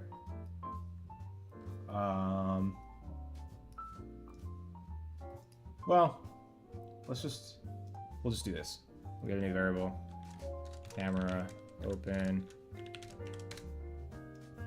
Get a boolean.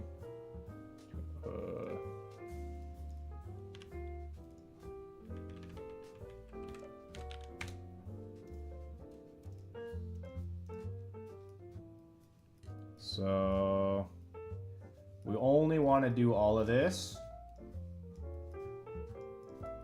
if the camera's open.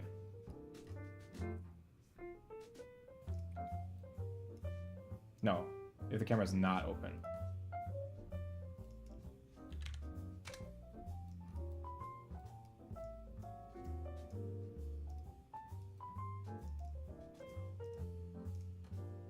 Right, so then this is messy, but we'll just do it for now. Here, we then get our player controller.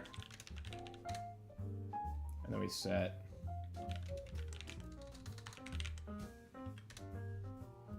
right here and here.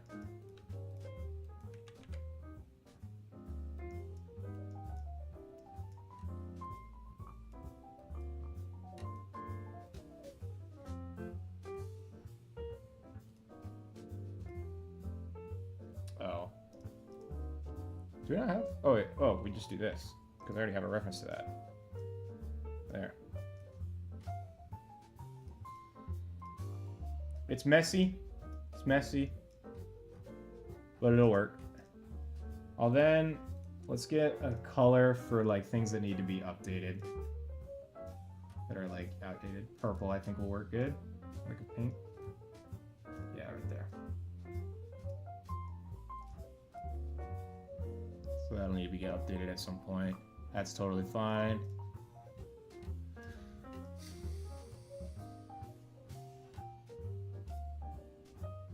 See how much aura we have even without being on the screen.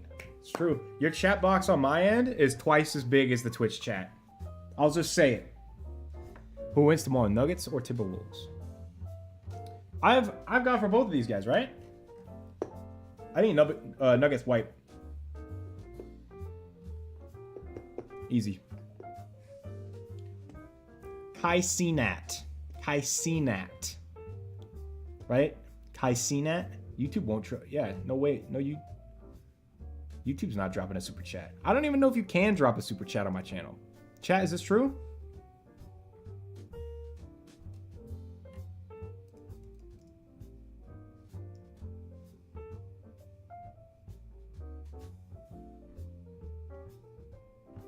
Man, what is that delay? Oh, it's not live, that's why.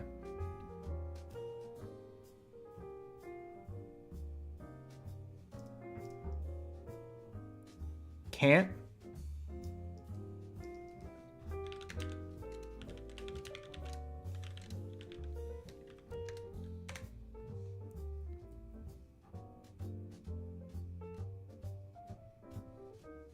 I'm guessing I have to get like the creator.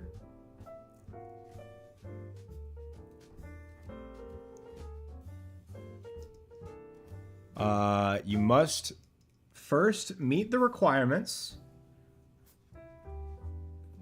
The minimum requirements for fan funding features. All right, what are the fan? Channel is in YouTube Partner Program. I doubt my channel is in YouTube Partner Program. There's no way.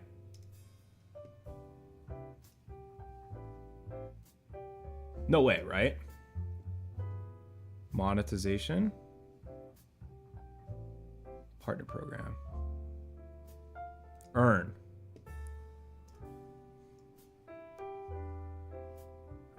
Start earning supers.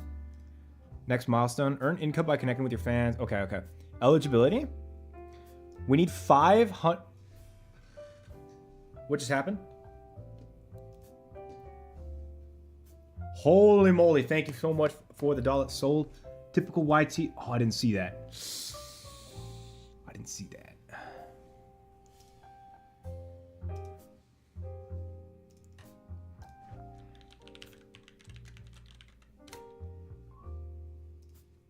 Hold up.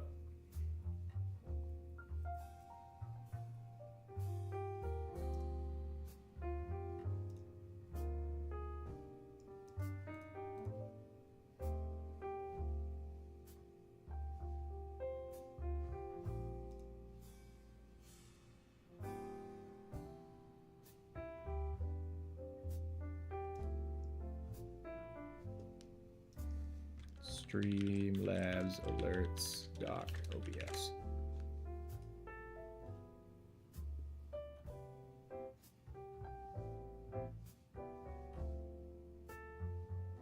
Recent events. Ah, that's it.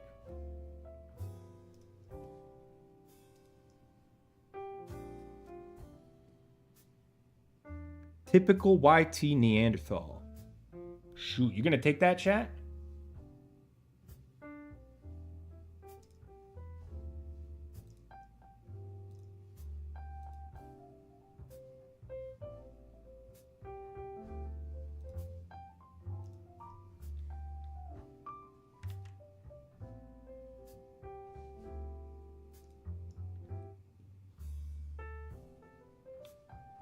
That is true. Chat can't.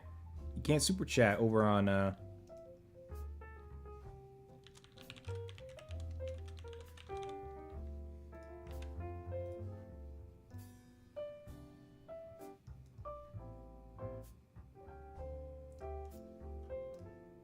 Can't super chat. They're over on YouTube. Oh my God! Stop jump scaring me like that. Holy, thank you so much for the 20 months. Soul Milk 00.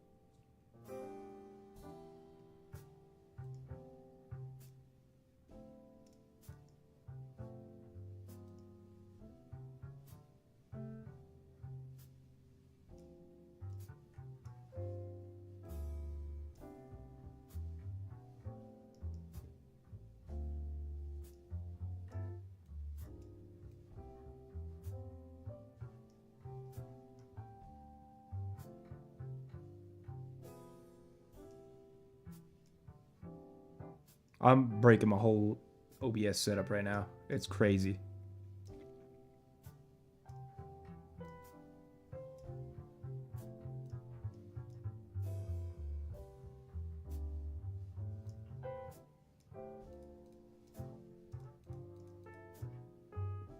Alright, I'll have to fix that later. Alright, now I gotta organize this. Because this is working now. This works exactly as I wanted it to. Because I'm so smart. You see that, chat? See how smart I am?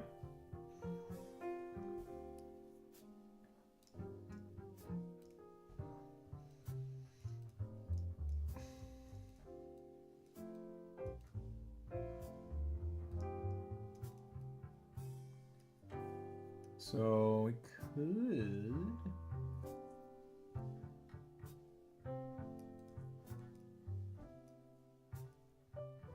I'll just comment all this.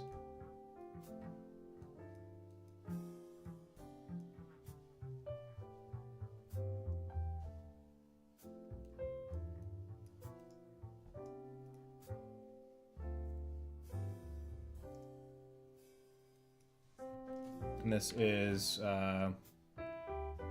set. I'm not doing turbulence. What? That is wild, man.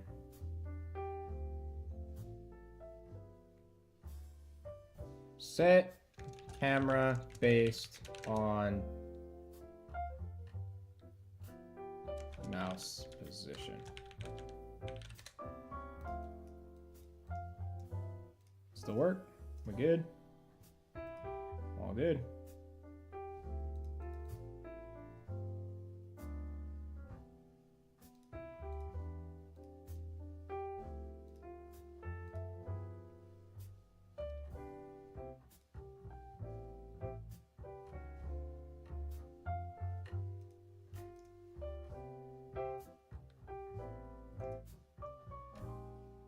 Whoa, what? So if you accidentally scroll off, it like...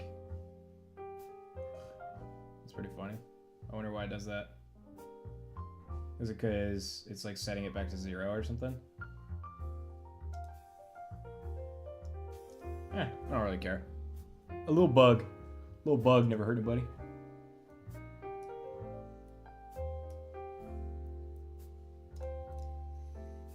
Okay.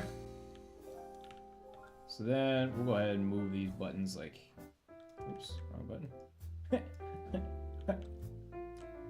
Move these buttons like over here.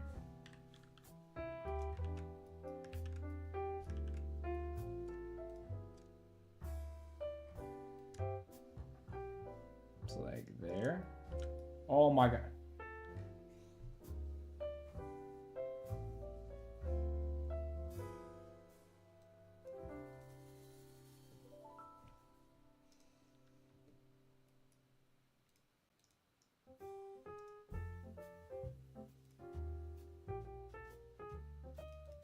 A little bit more back, maybe.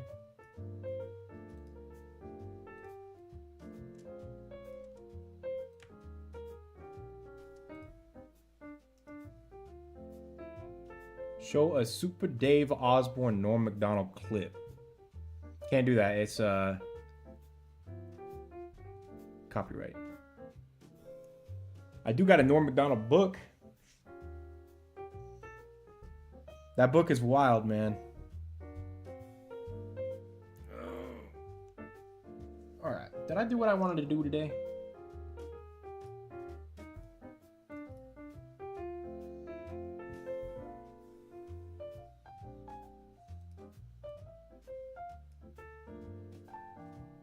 I think so.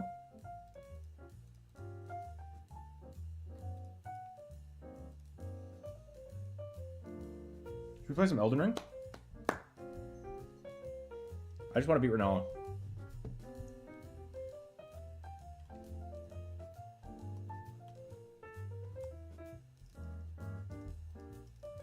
So that's useless now. Should make sure I update everything. Might as well fix this here. Okay, so this tries to toggle door. Okay. So this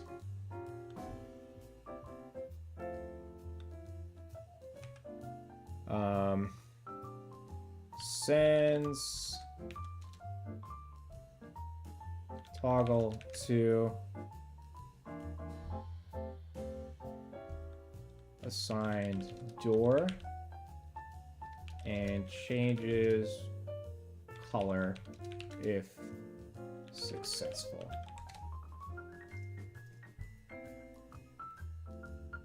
That looks good. That doesn't really need that much. Alright. I call that a success today.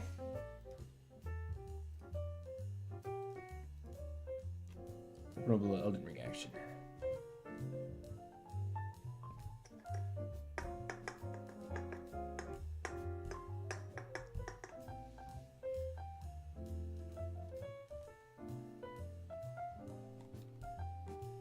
Chat, can you believe Five Nights at Freddy's is gonna be 10 years old this year? Isn't that crazy, chat?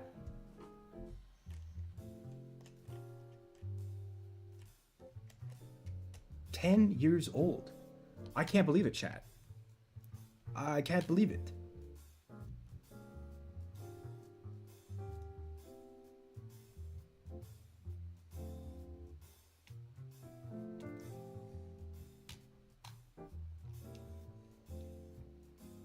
Can you hear the game chat?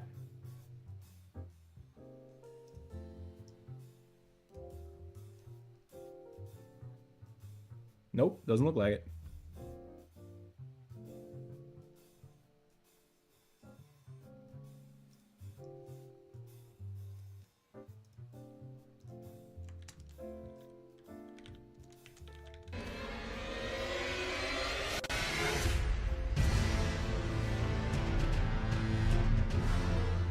Holy moly.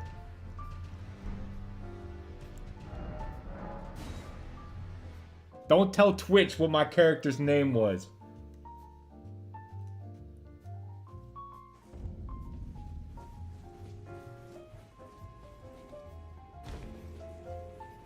I will get banned immediately. YouTube might not care.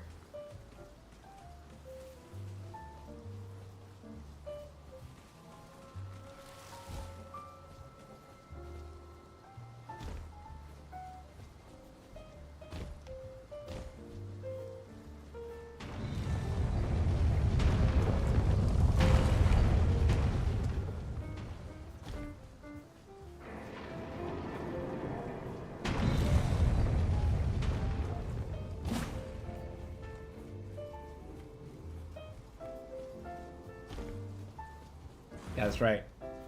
The goat is back. Playing the Elden Ring. Hey! What's up, chat?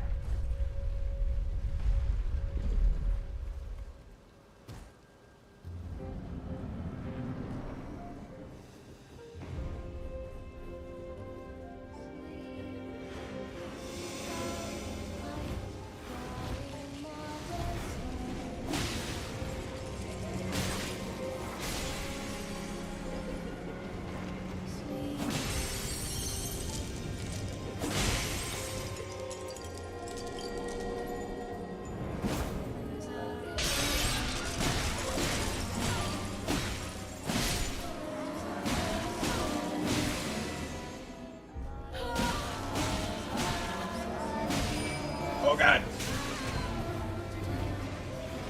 Fumble the bag.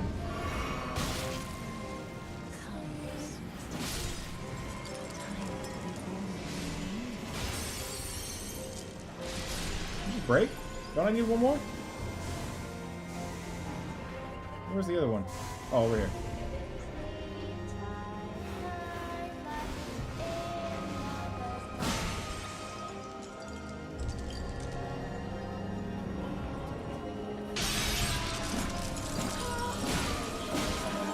This one 8 or 2 cycle.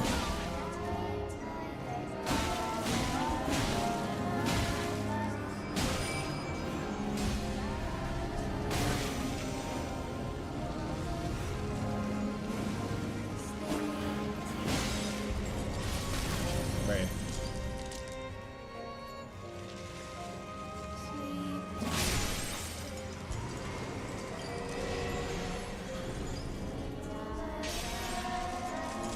You broke?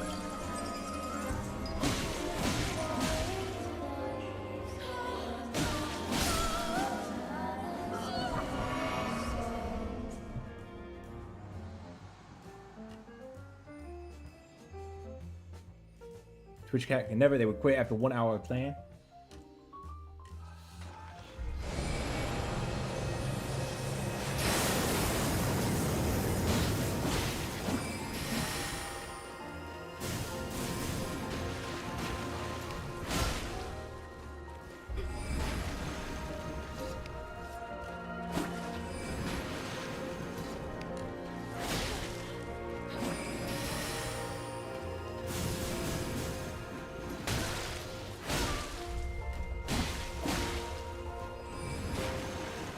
Oh, I don't know why I drank that. I did not need to.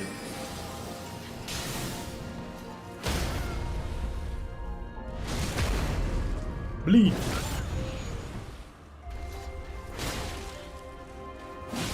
There we go.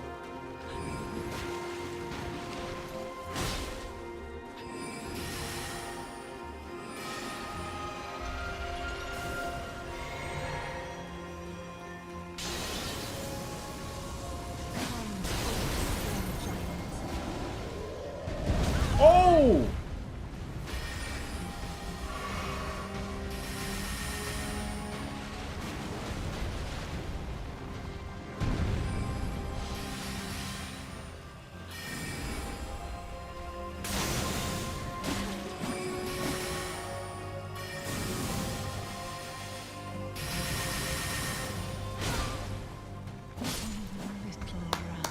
First try.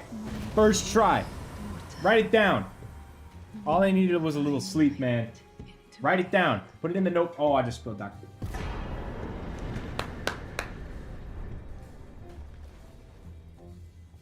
We're beating it today. Today. And I got hit in that first phase. Where did he flee, my sweetings? Come out from whence I gotta remember, I gotta go to work today, man. I gotta go in 3 hours. light I keep forgetting. did not. We got any bookings? Out, say I, or will he be gravestone Still no bookings. to prevent I'll be back early today, chat. And the double spam. Why am I still listening to that? Do we still need the music? Do we still need the music in the back? The jazz? whence he hides? Do you think, chat? There Alright, fair enough. We'll keep the music. Keep the music going. I think we up that dex. We have that vigor a little bit. Maybe a little endurance action in there. Foot strength. We don't need strength. We just keep that vigor up. Boom. I like these stats. flee, my sweetings? Shut up. From whence he hides? Alright. There Then. books and light. Here. We're going for a chill stream here. Chat, mods, can you update the stream information, please, chat? Mods, do your jobs here. Thank you. Thank you, chat. Thank you, mods.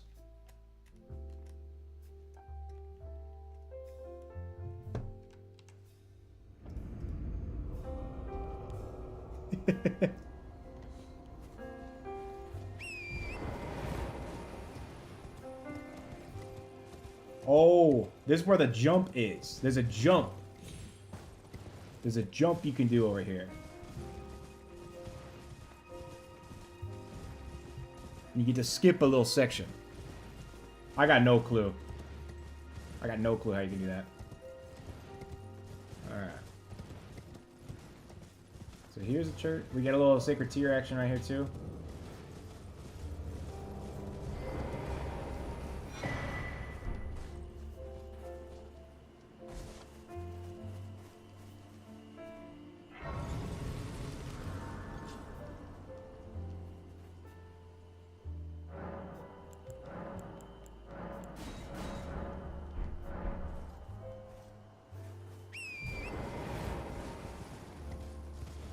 Here's the jump.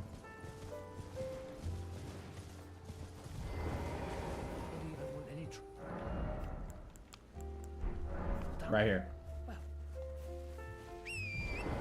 Keep the jump, chat.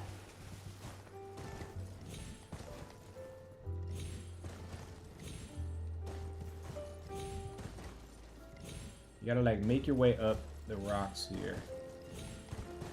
This, you go here. You go here, and you go here, right? This is the jump.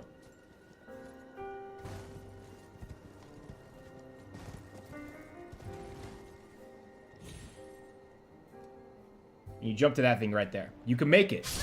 You can make it. It's a little tricky, but you can make it. I've done it multiple times now. First time took me like Took me like 4 hours.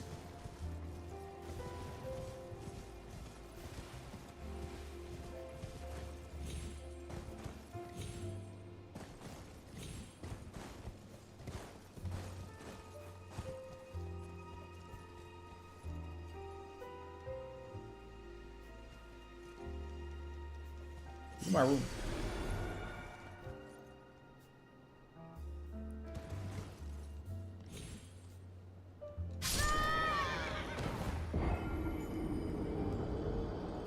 How long? How long do I get? Allocate me some time here. I want some candy. Don't look at my gap.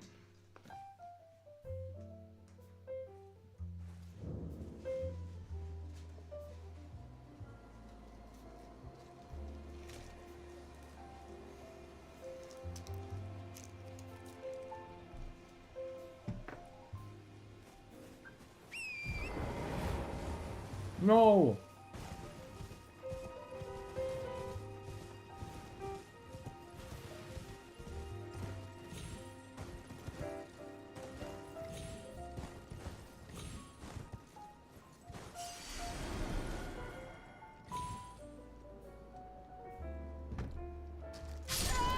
Look. 5 attempts. All right, that was number 1. One more.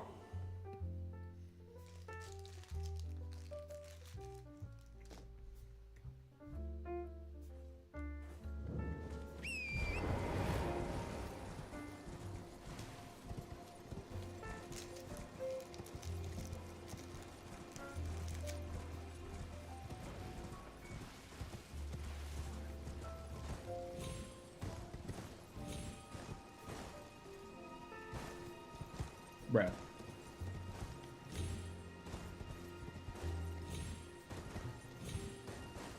Bruh.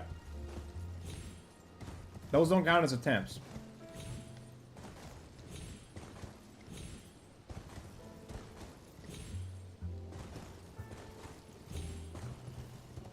I'm hit.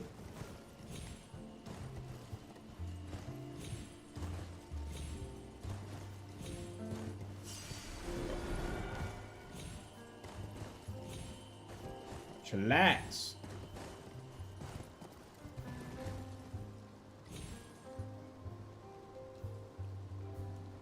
That's number 2. We had 3 more. I can count, chat.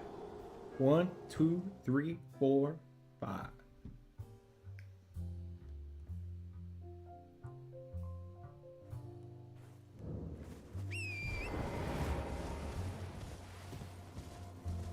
See that? You just sent 5 W's right there. Boom. Quick maths.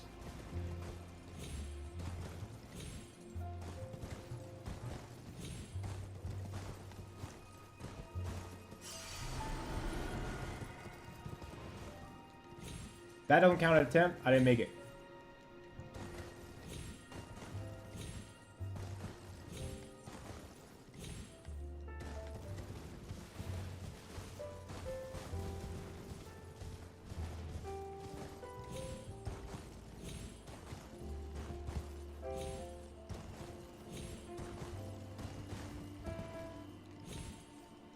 I don't count either.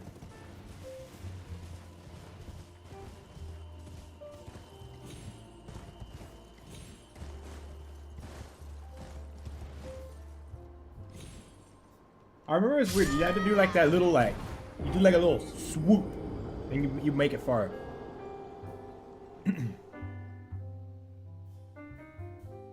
Chat, your poop's so good I feel a little gay.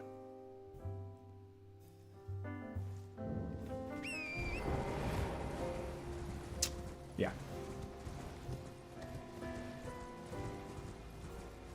No judgments here.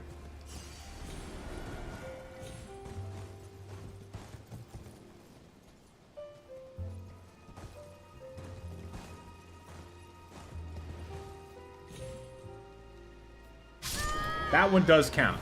That one does count. So we're gonna get 2 more attempts? I forgot how to count.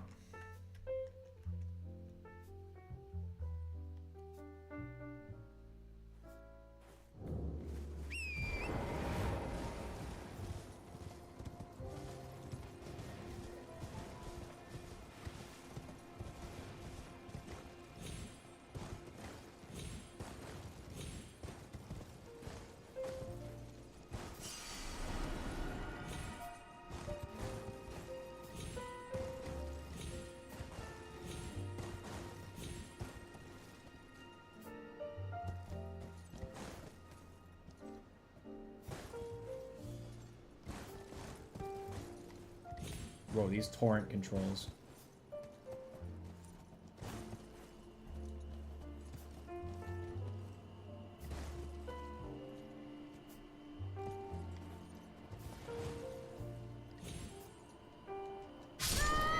Last one. Last one, chat. Gotta make it a good one.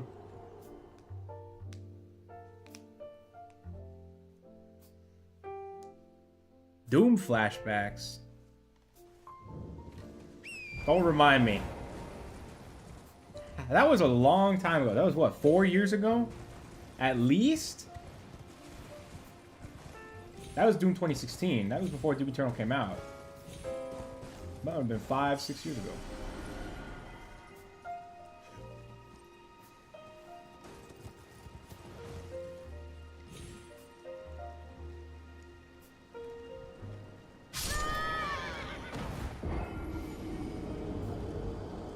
Chat.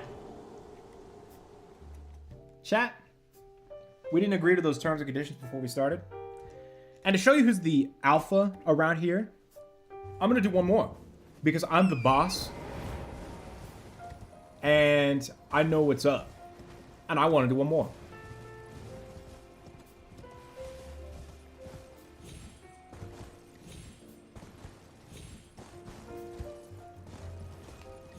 I keep falling, man.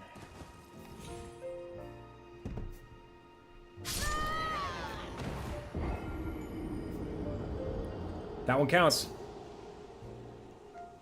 I'm a man of my word. I'm a man of my word, chat. Alright, so what does that mean? I gotta grind to 100 mil, or like next time I get to 100 mil, I gotta just die and throw it away? Is that what... How do I give you 100 mil rune? Or 1 mil? Not 100 mil, 1 mil. 100 mil is not on the docket.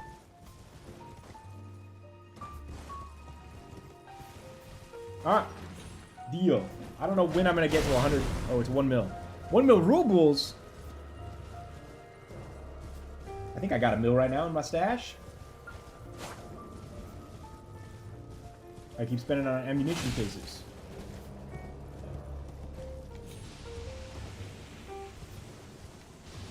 Little secret chat. You come this way. There's a way you can get up onto the Altus Plateau without ever having to do the Deckless Medallion. Little known fact. Not everyone knows this.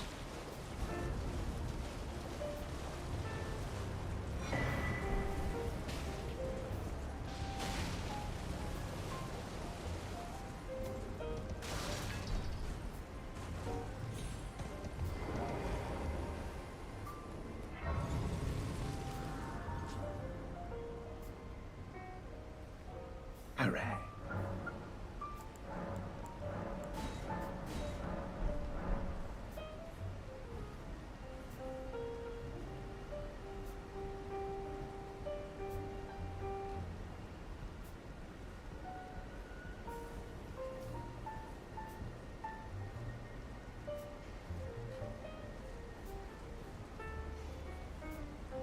What time you off work? What time y'all hopping on tonight?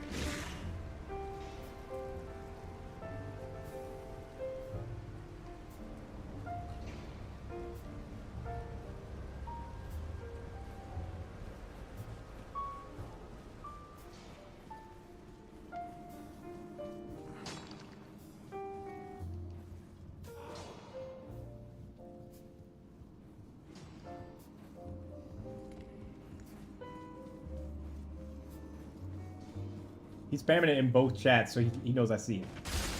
Oh my. Poison? Do I got antidote? No. Oh, 5. I definitely can't be home that early, unfortunately. Y'all can get a little head start on me. Were you a Tarkov?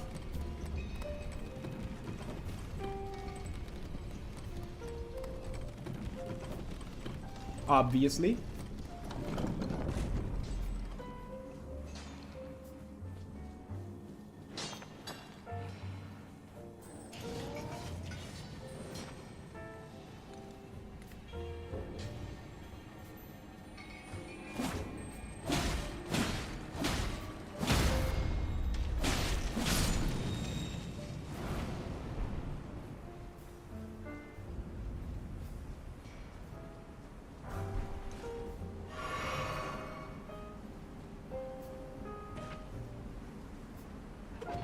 Oh, shoot. Raise a good point there.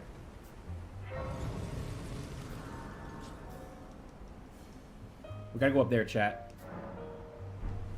See that? We gotta go right up there to that little elevator. I don't remember what boss is actually here. Because I keep doing it in randomizers. I don't know if I've ever actually been here in the regular game. Unrandomized. I want to say it's a Godskin Noble?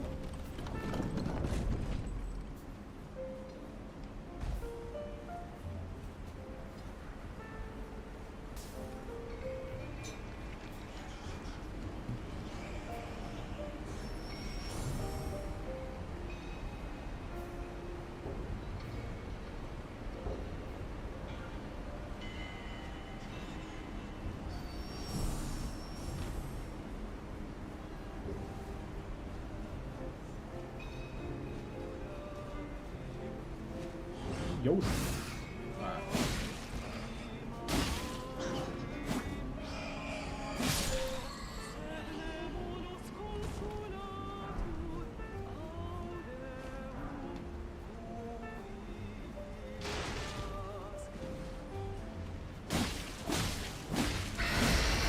Oh!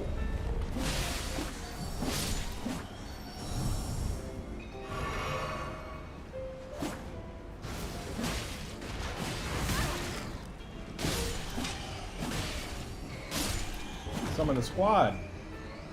More? I'm gonna try and climb up. Surely. Holy moly! You need to go up a little faster, bro.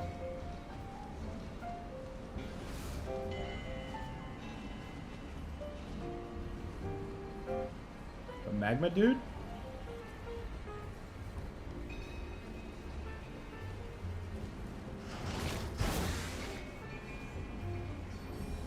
The magma dude. Oh, the magma worm? Is it one of those? Those aren't too bad. Another one? Oh my god.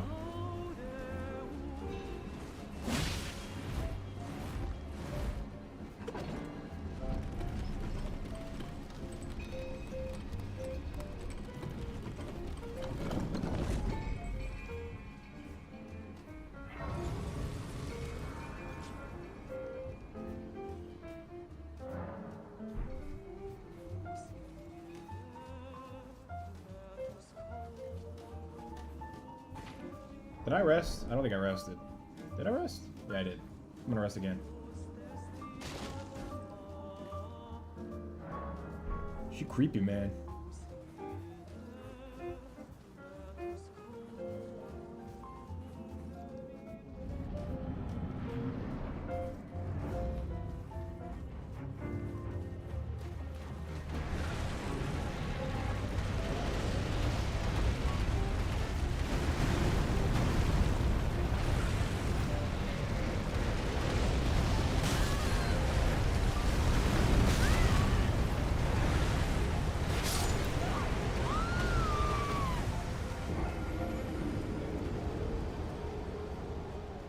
Might be a little tricky.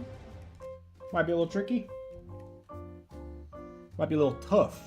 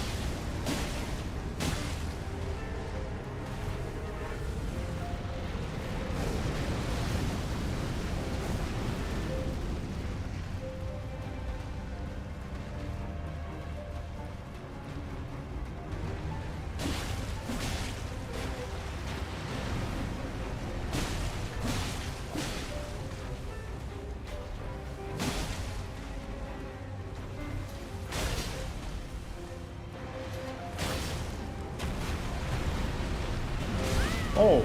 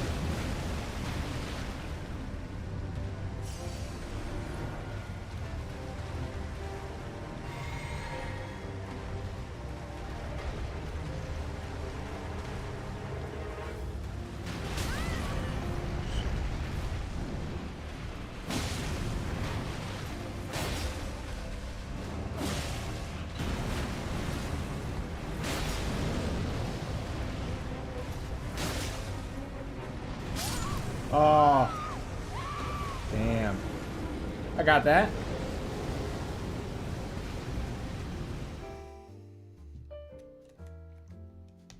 We do gotta adjust the mods for Tarkov.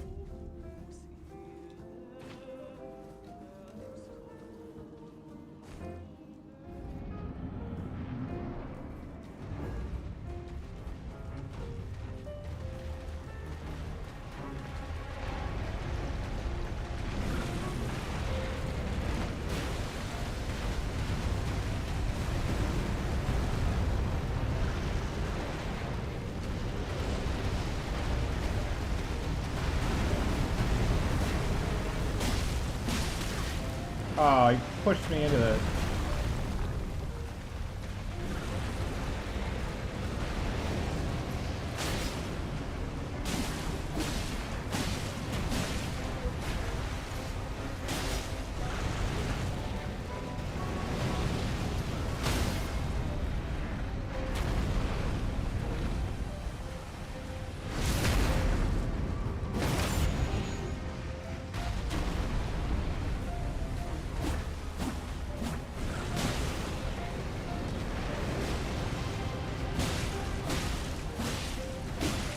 Where'd I do that?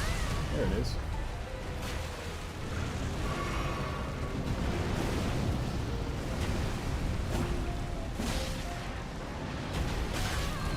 Oh boy.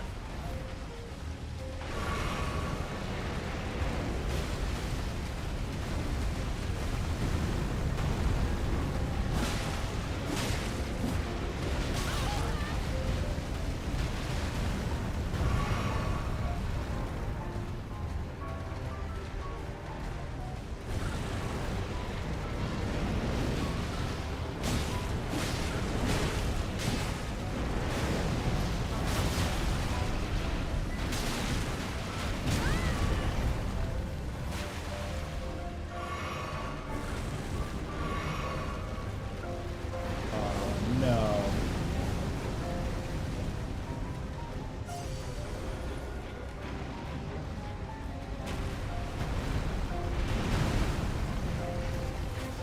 Oh, it missed.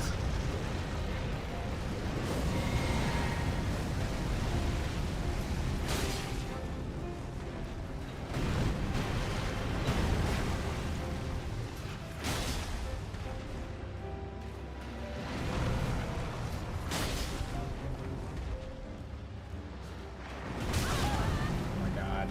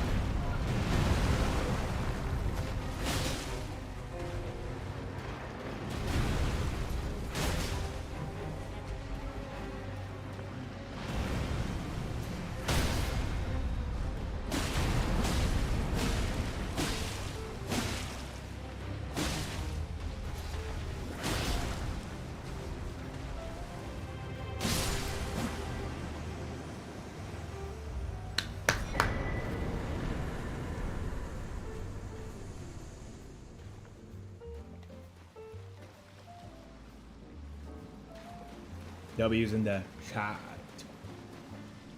W's in the chat.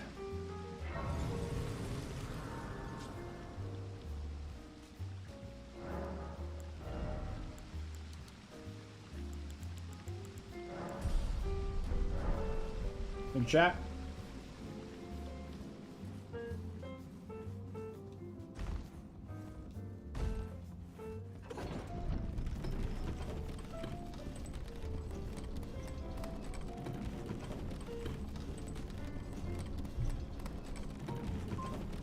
Alright, here's how this is gonna go. If I need 2... Hold up, I don't want to go to the... I don't want to go to the Altus Plateau yet.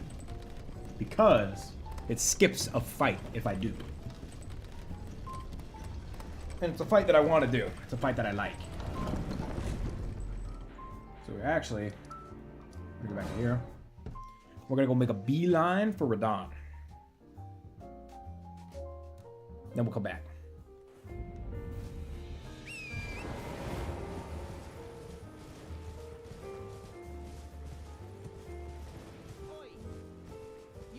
You there. Could you help us out, Cully?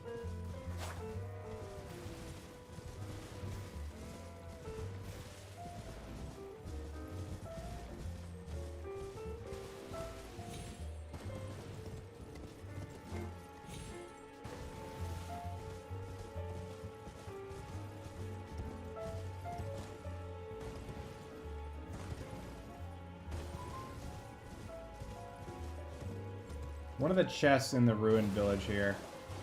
There's a dragon gonna jump on me though here. Yep.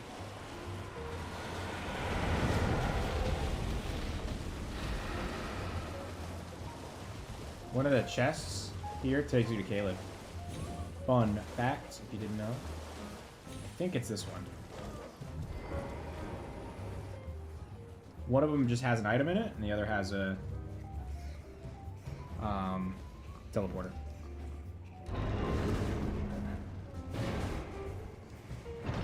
Yep, use this one. I'm transported. How you hit me?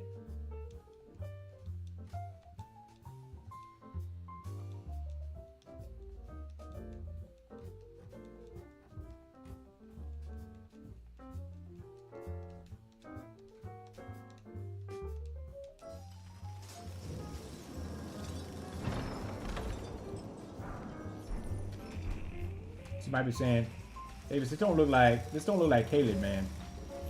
Trust.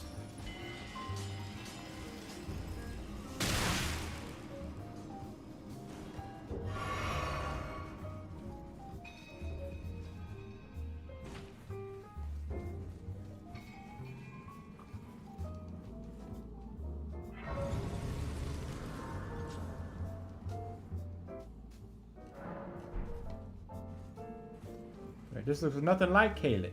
We're just in a crystal cave. What's this? Oh, shoot. We're smack dab in the middle of Caleb. Write it down. Write it down, chat. Feel free to use the notes.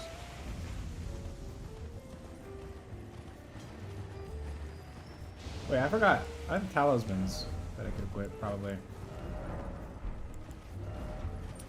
Oh, that's it. It's the only one I have.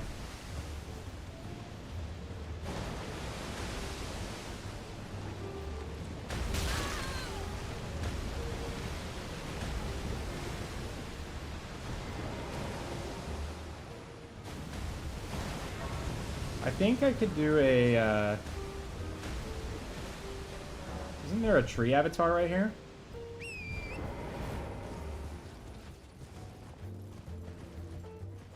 Oh, that's not a tree.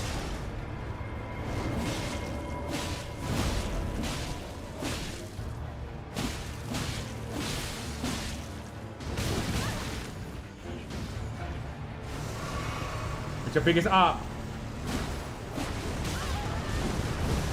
I don't know about this one.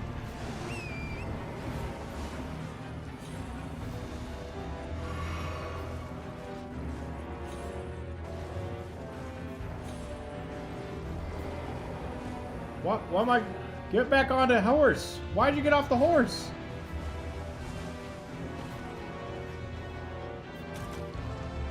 Invaded by Millicent.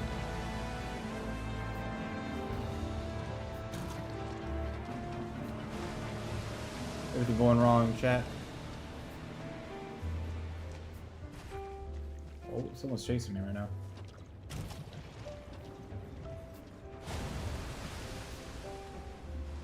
Are they easy, chat?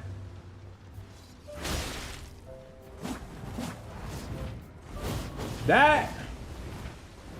You're not Millennium.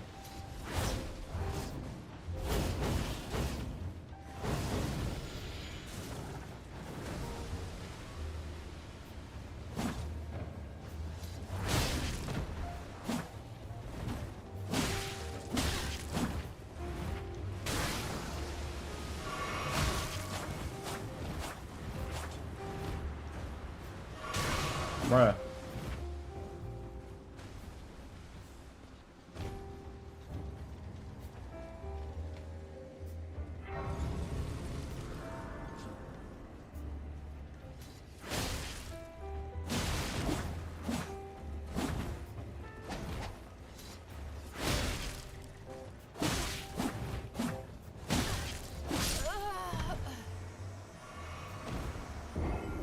Not easy, apparently. Why my face get all red like that? Just from the screen? I need some more lights in here. That's what I need.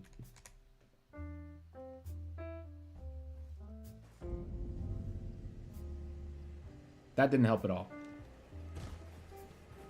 Well, at least I'm here.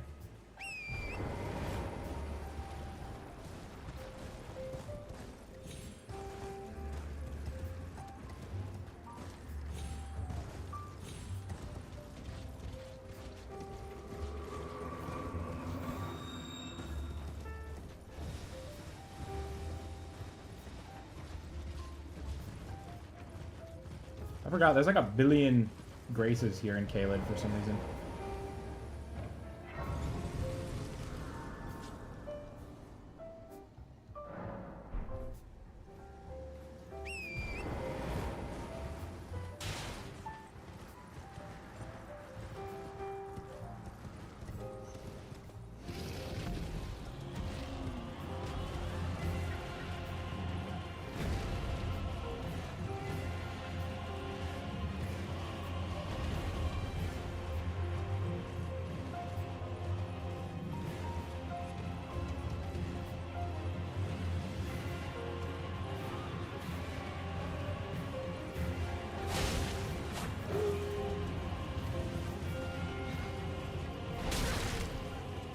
Scrappy dudes.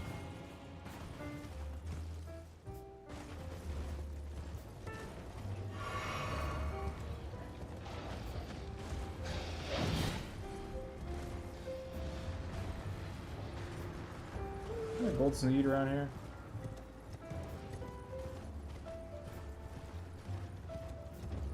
I think it's back up the way I can.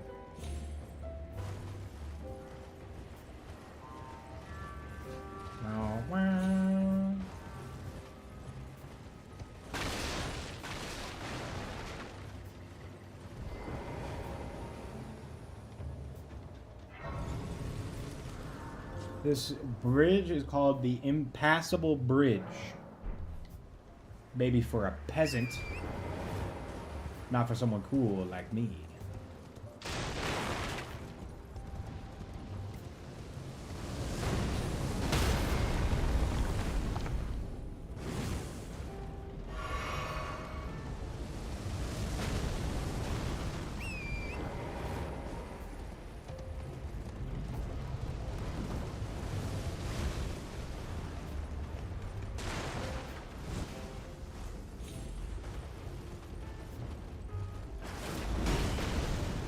Peasant.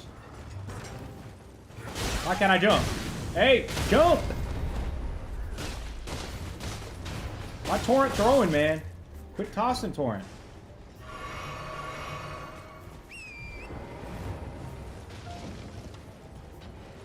Are we good? Is there a troll up here too? Here? Go this way.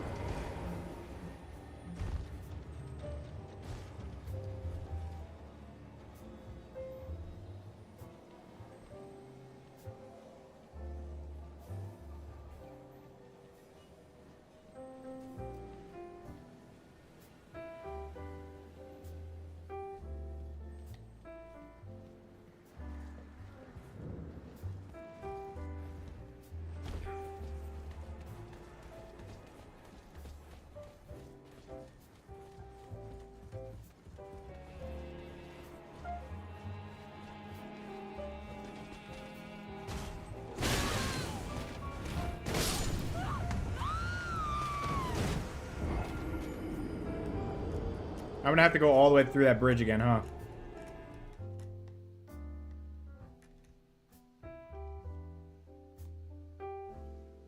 No.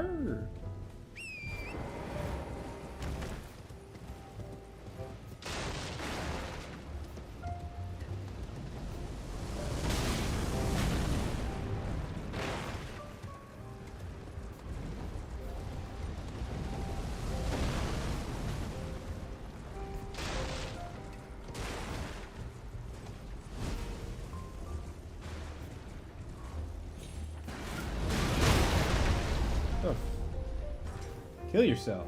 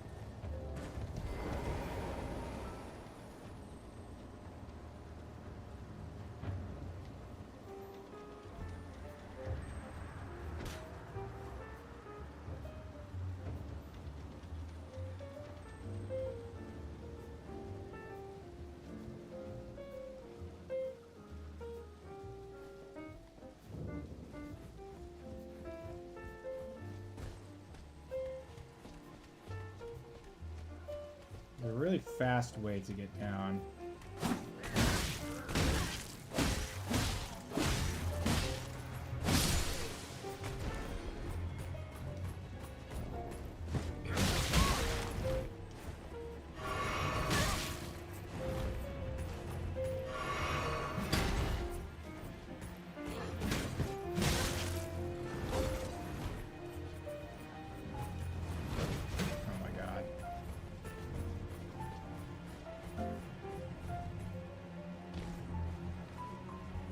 Down here.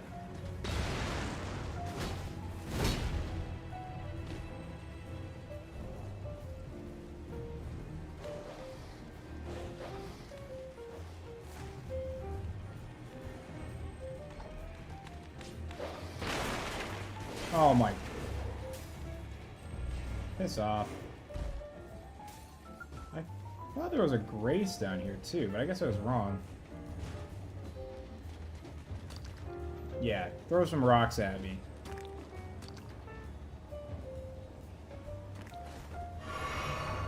I need to get... I need the max win. I need to get to that grace at the bottom down here.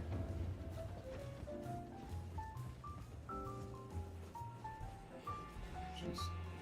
Oh my god. Am I gonna die if I fall? Nope.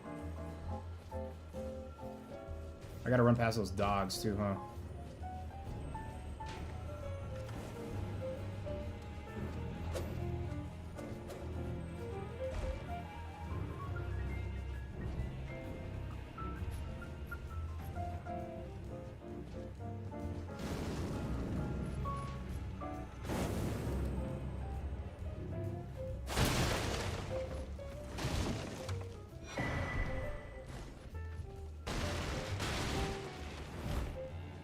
Guy coming in here?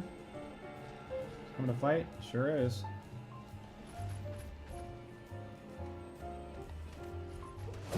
I'm faster.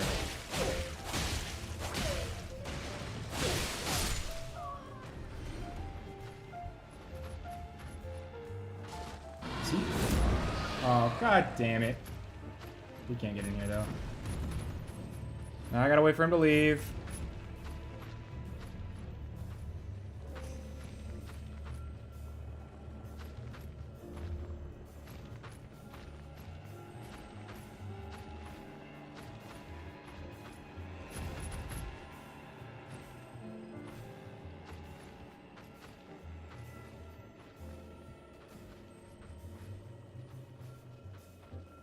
Run that way.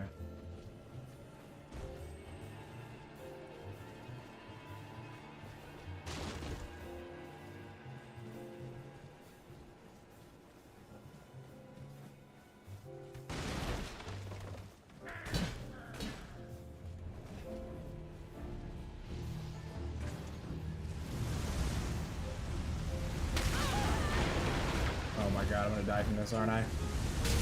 Oh my god, no.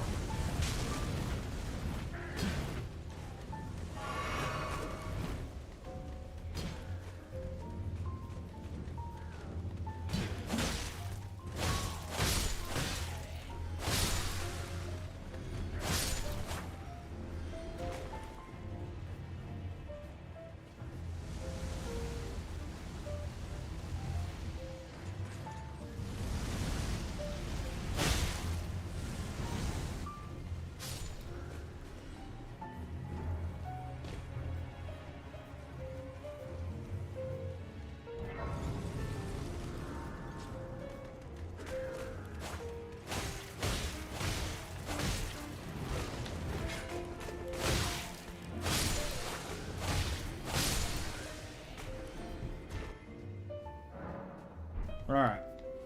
Now, I don't have a shield to do physical damage negation. So this is going to be really hard.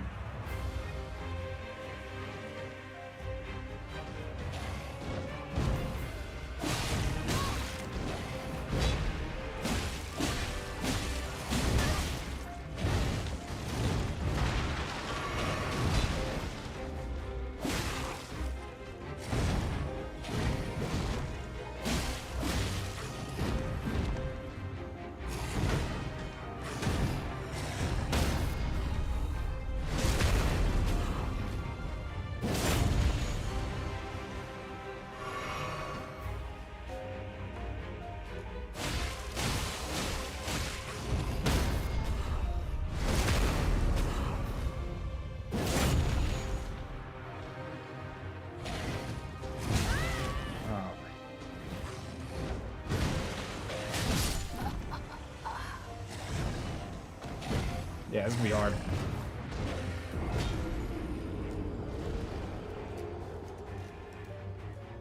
Like, this fight's not that bad. Especially because the Fox guy is really easy to parry. I just have to get a couple bleed procs. Crucible Knight, I'm not sure about. It'll be hard, but I've done this fight a lot.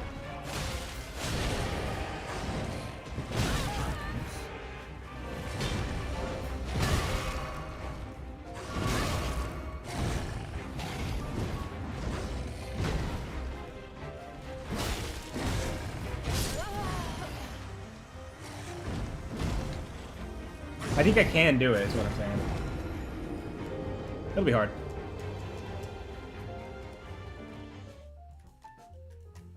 I wish I had a shield that had 100% physical damage negation. It would make the Crucible Knight super easy.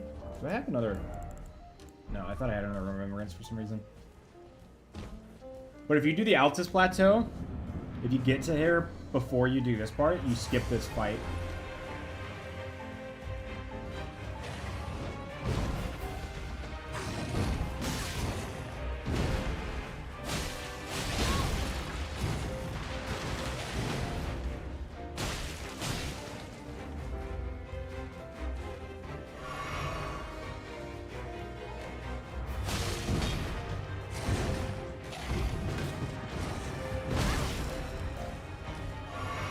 What? Why are you here now? That's insane. He's supposed to come at half health.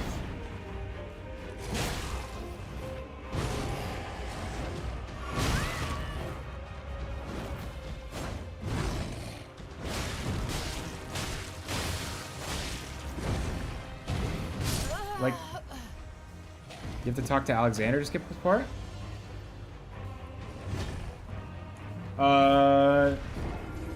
No, if you rest at a grace in the Altus Plateau, it activates the festival, which skips this part.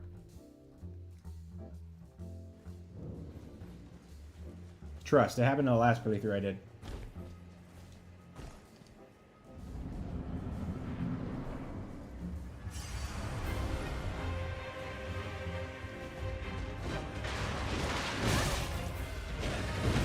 Alright, so I'm gonna have to figure out which attacks I can parry. That one I can definitely parry.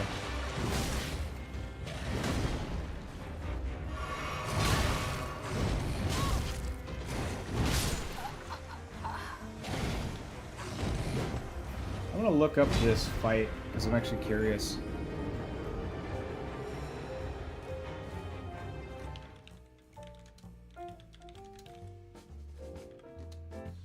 What causes him to show up? One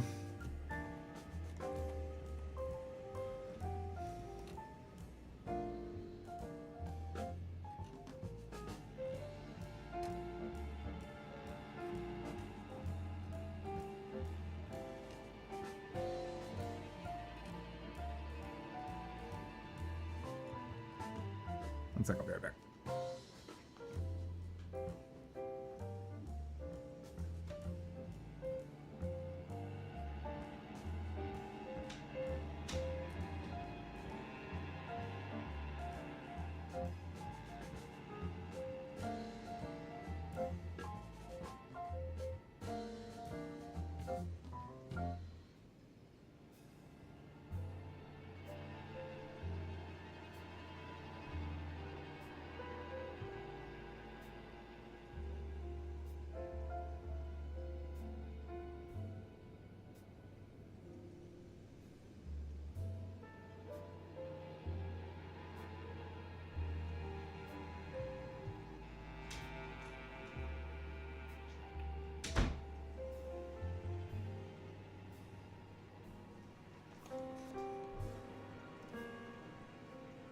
Oh my god.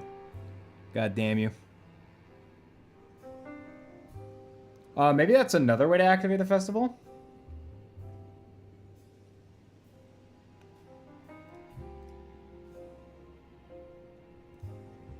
Where's Alexander at? Is he in... Isn't he in Caelid?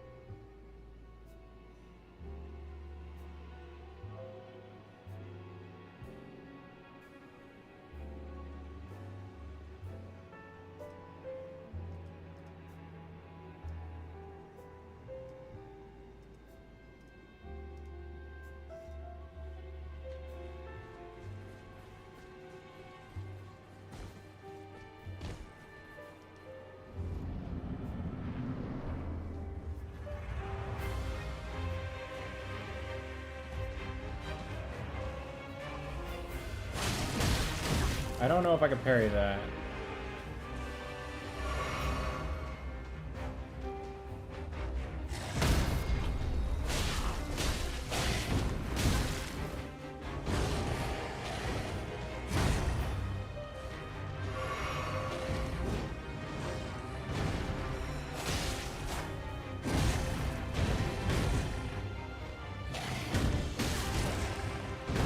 Probably not that.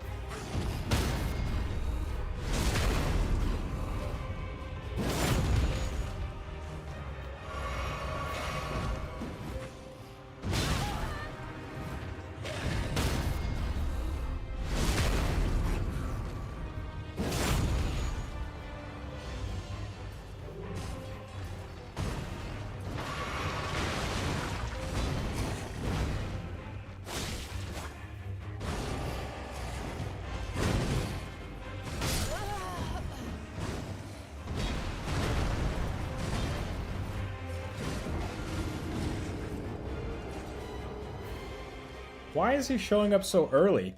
I thought he always showed up at half. Is there a timer? Maybe he shows up at a timer?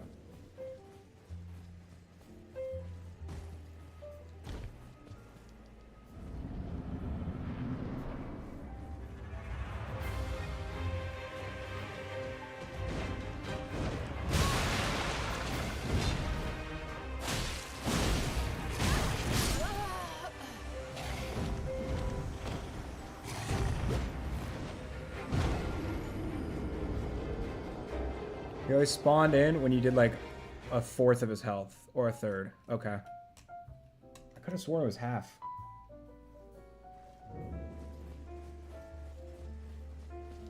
Maybe the first time he takes longer so that it's like more dramatic or whatever.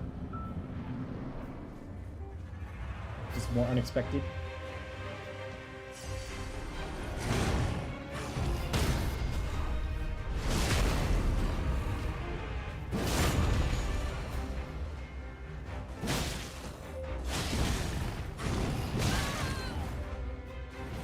That one I'm not sure about. That one, it didn't even activate the parry.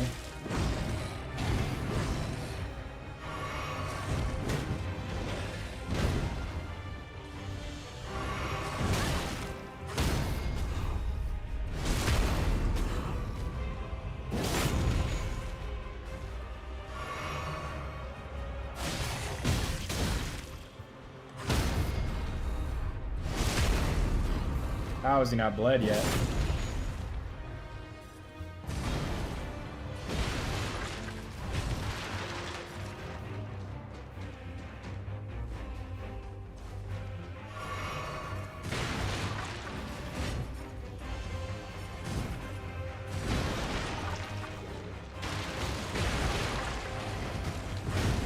It's way too early.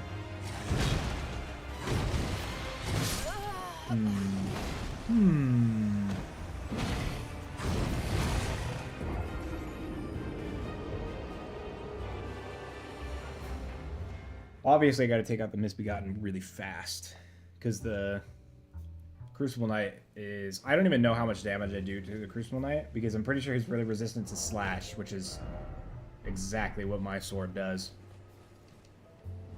Because he has really strong armor. And he can't bleed either.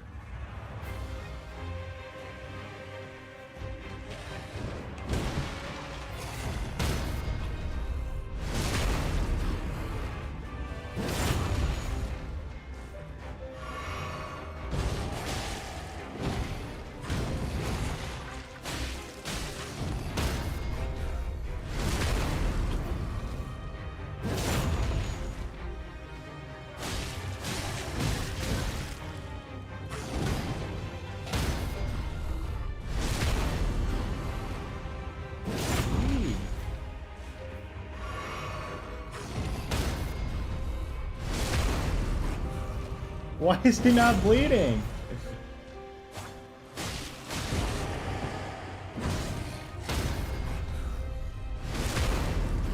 Bleed!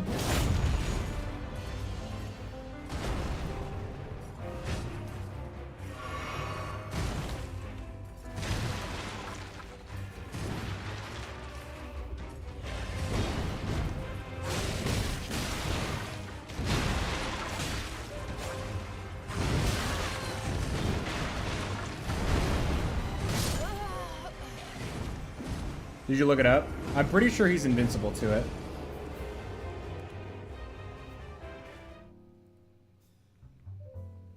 He was like resistant to, or he was weak to like fire, I thought.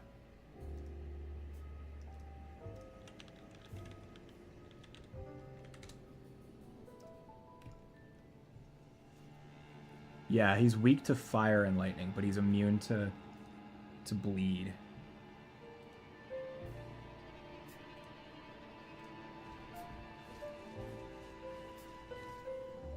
Yeah, because we got here in a multiplayer playthrough, and like a bunch of us did bleed, and we were doing nothing.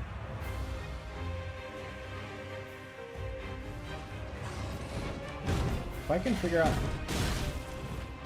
those two attacks, I want to figure out if I can parry. That one I definitely can. Okay, that I can.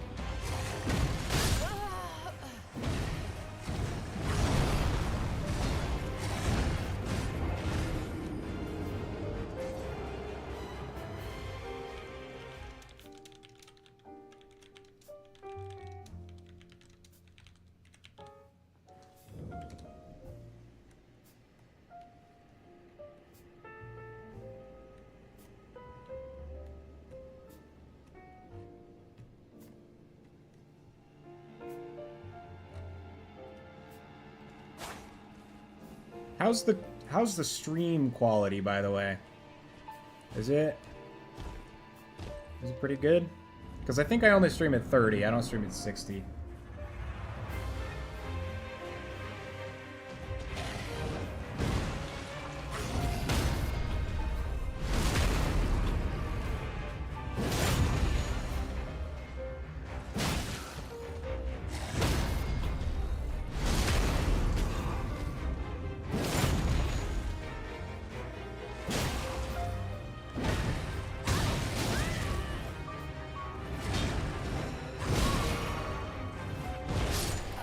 I died to the growl. I think my bitrate is pretty low. My bitrate's at like 3,000. I don't fully know how my I can up this. What if we go to like 5K? I just upped my bitrate. Let me know if it's better. I'm not dropping any frames. Is the quality better now?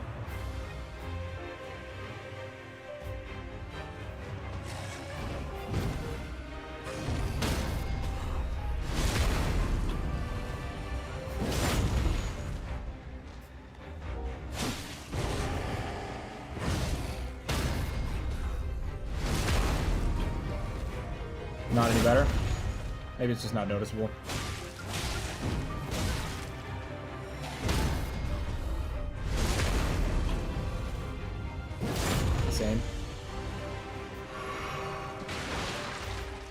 It could be that the YouTube stream hasn't caught up yet. Damn. Let me see. Let's see what the YouTube stream is doing. Current bitrate. It's lower. It's recommended that use one is 6,800. Let me...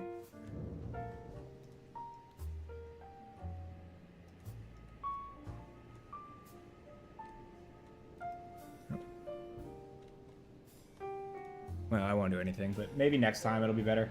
I think the Twitch one is better right now. But the YouTube one is still like 2,700 or so.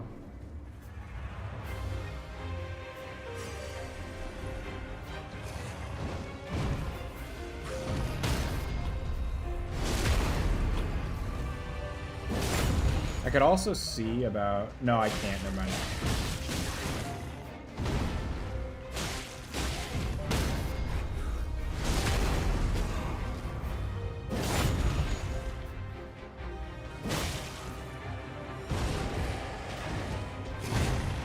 Really?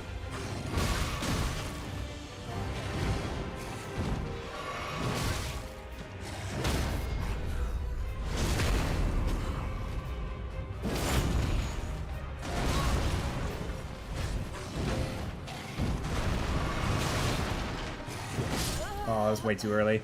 I totally would have had that. Yeah, I think if I... It's like random. When the Crucible Night comes, it feels like he delays himself by like a lot. It's really weird. Sometimes he comes really early, sometimes he comes really late. So it's like I have to get the RNG that he comes really early, or comes really late, and that I also get all the moves that the Misbegotten Warrior will do that I can parry. That one I don't know if I can parry when he like runs around me like that.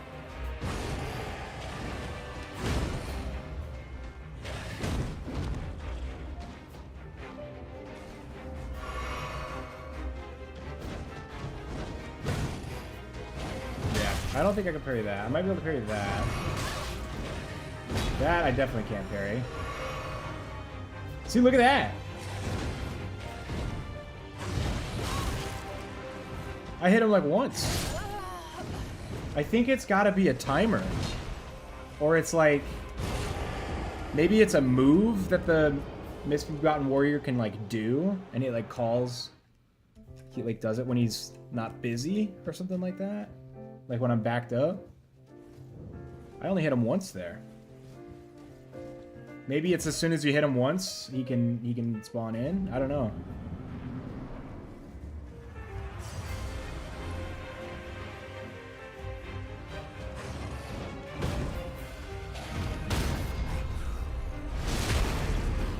how many times I get hit. Interesting.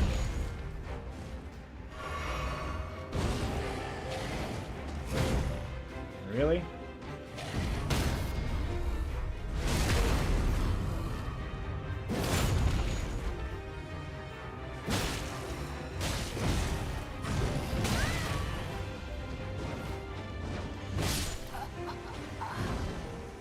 And I can't find anything. I've been trying to look up, like...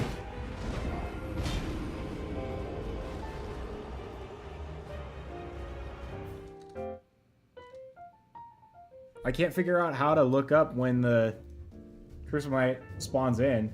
It just gives me details about the fight, and that says it's a double fight. Like, some double fights, it's totally clear on when it shows up. Like the Gargoyle, the double Gargoyle fight, it's totally clear that it spawns in when you get 1 to half. But it's just not the same here. Is that too early?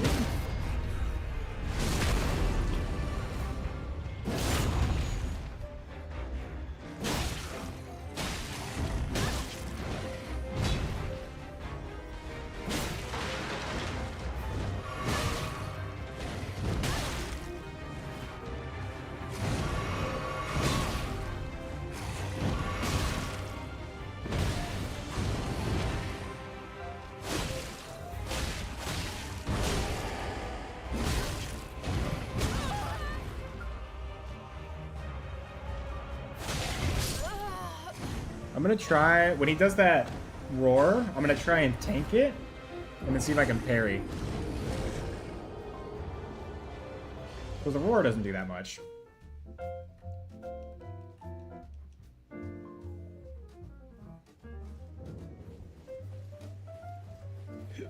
I also could go up to the round table and upgrade my sword a little bit.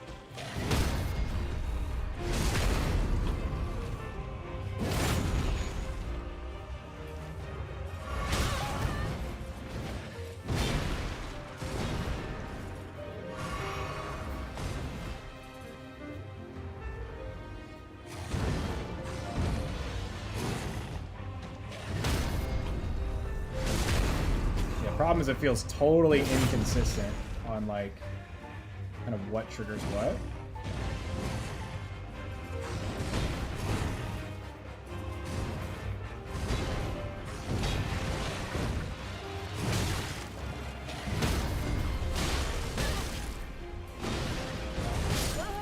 Yeah.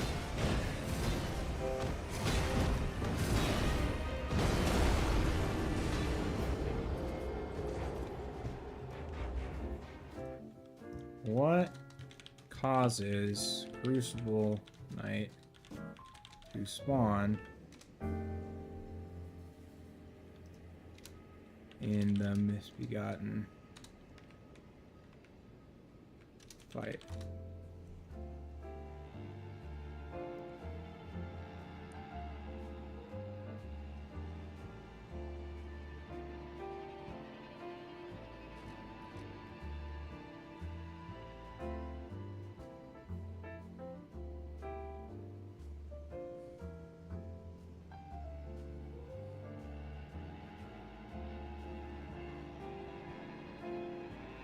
I don't know. It's weird that there's no... I feel like that'd be a pretty decent question that would be asked. What causes the guy to even show up? Because it's not all the time.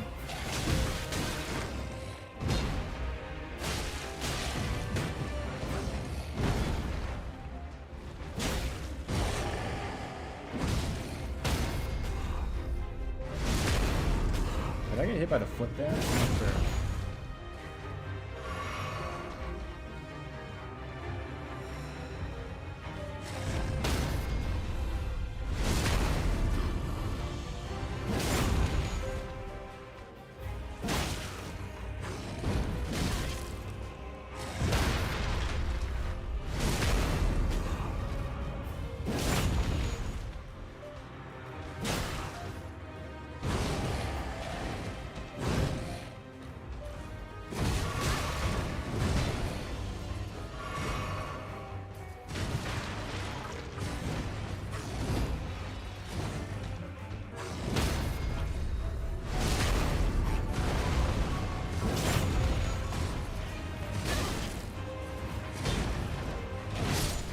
Fuck off.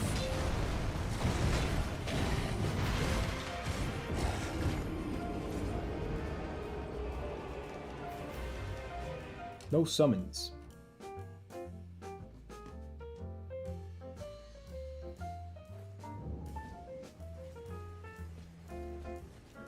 Yeah, I never claimed this is a friendly chat, man. Family friendly chat. Sorry for cussing here.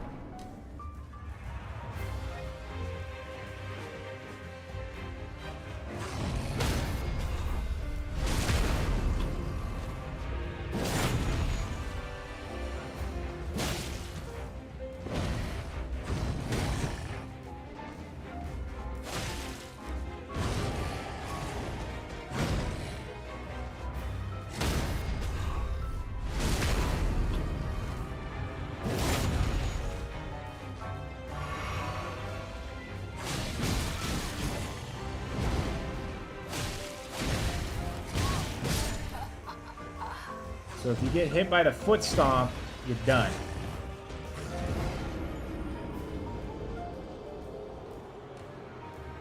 You just get hit by both of them.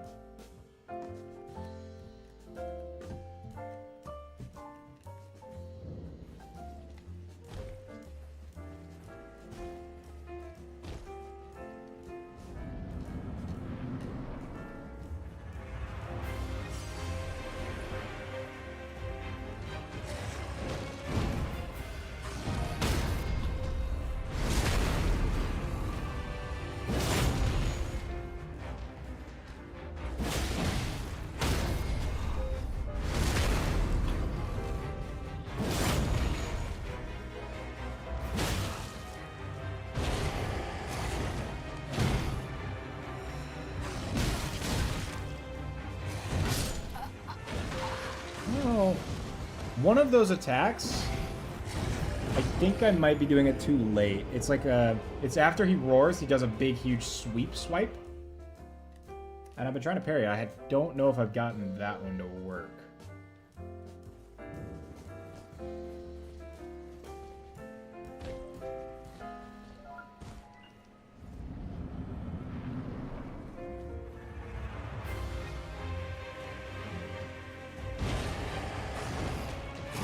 That one right there. I haven't gotten that to parry yet.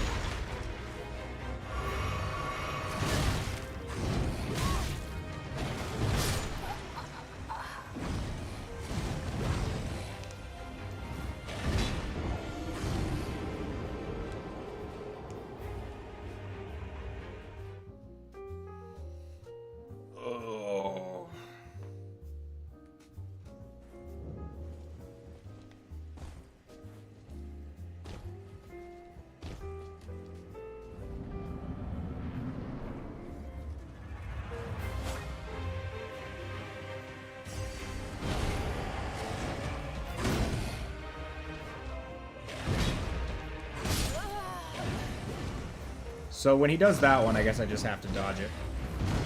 So he can either do two. He can either do, when he does the roar, he can either do that big one from my left, or he does a double sweep from the right. And the double sweep from the right I can dodge, or I can parry, but the one on the left for, I don't think I can, or I haven't figured out how yet, like what the timing is. So when he roars, probably just dodge.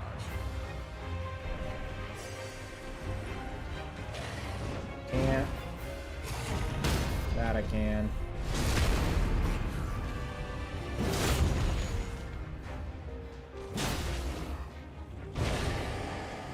This one right here.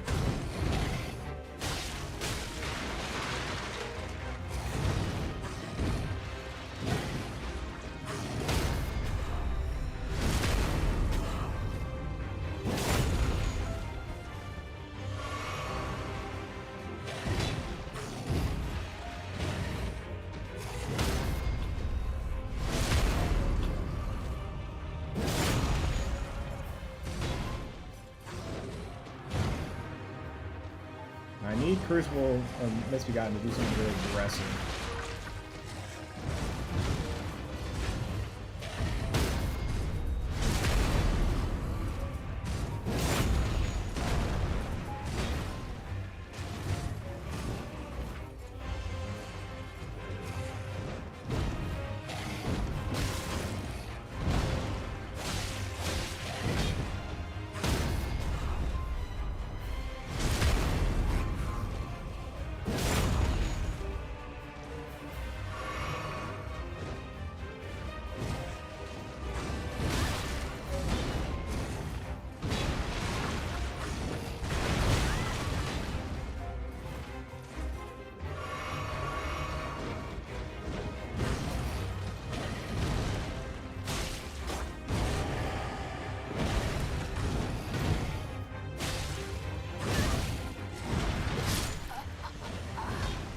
Man.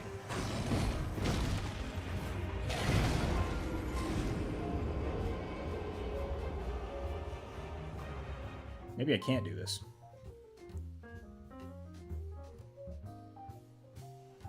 He wasn't giving me any attacks. And my blood loss is like, I need to find, where do you get that that occult blade? Because if I can make this have blood on it,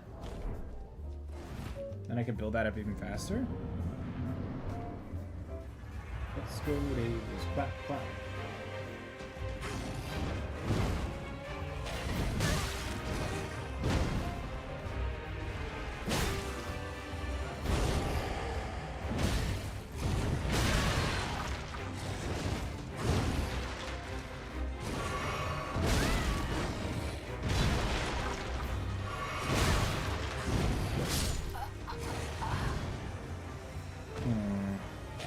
I need to see what that stomp does.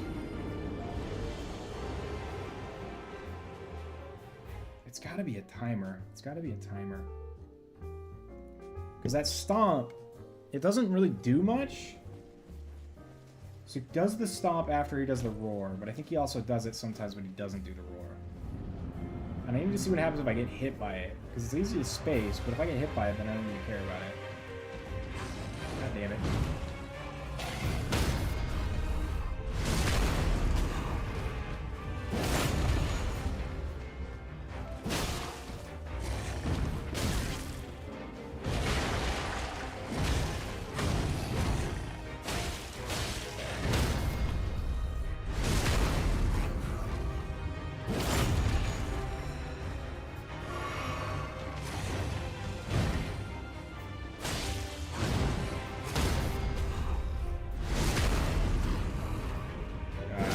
Runs over. Now I have to deal with this bitch.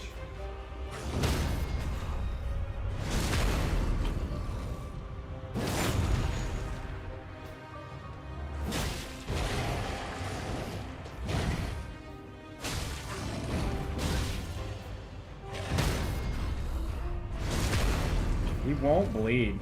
I don't know why.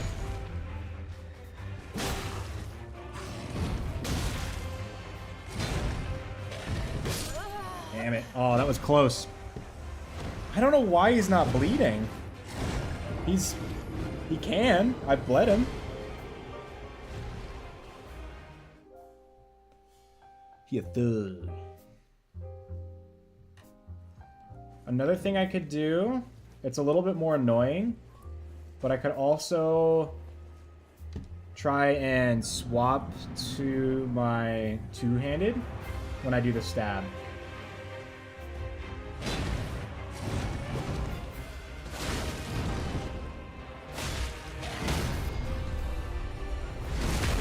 Oh, that does the same amount of damage. Never mind.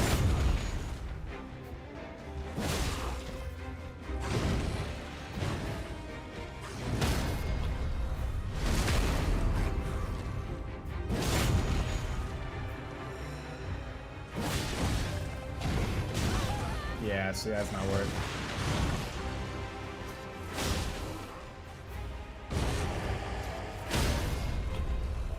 Well, hang on now. Wait.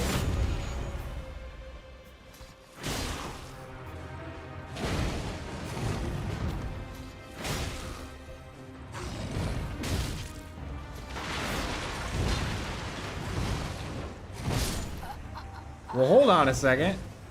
We just do that. We don't need to parry him. Why was I parrying him?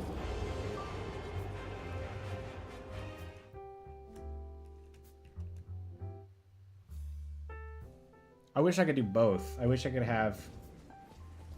Like, I wish it was faster to go back and forth between having the shield and having the unsheath. I like parrying in this game. It's fun.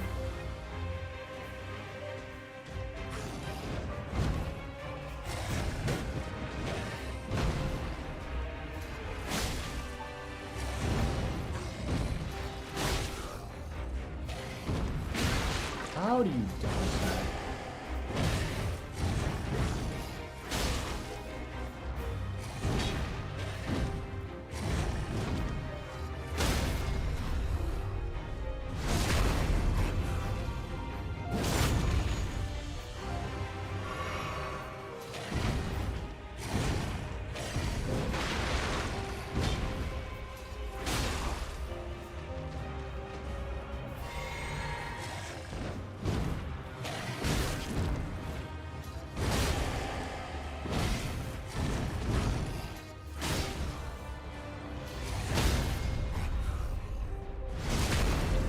Gotta get ready to run here.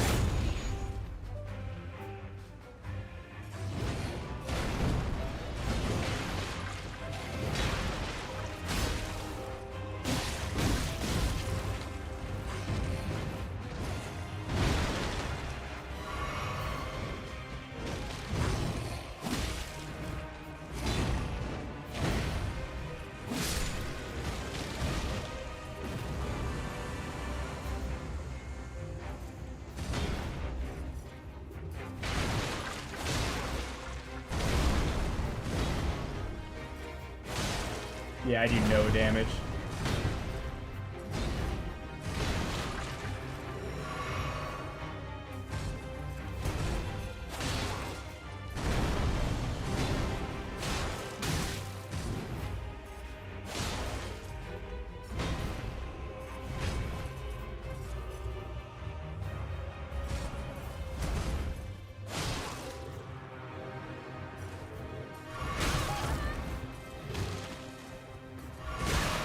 So annoying. Oh my.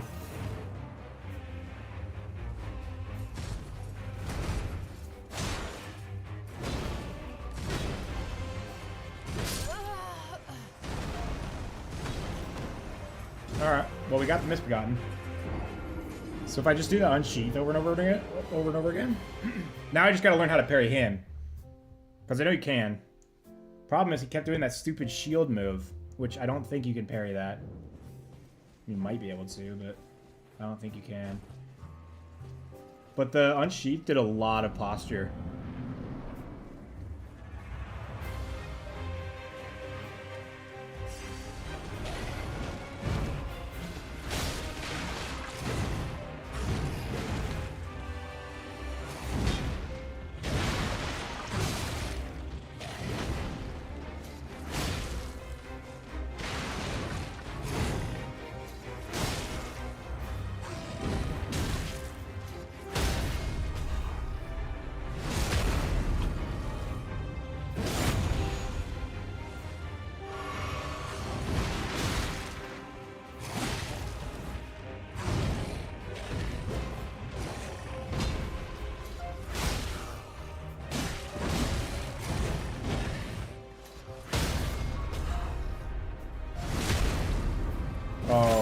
that does way less damage.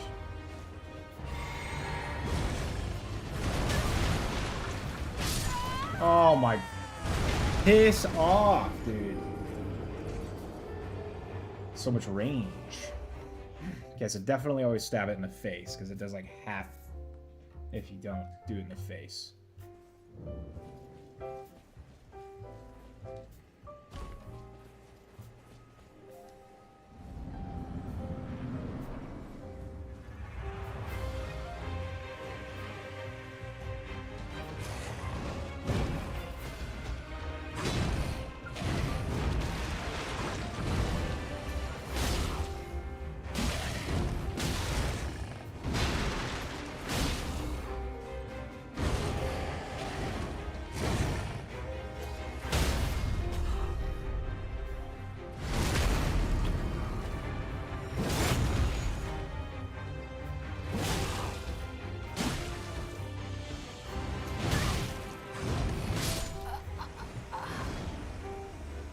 Holy moly. That's hard trying to figure out when to use the... Because parrying was working, but I wasn't getting as much damage out.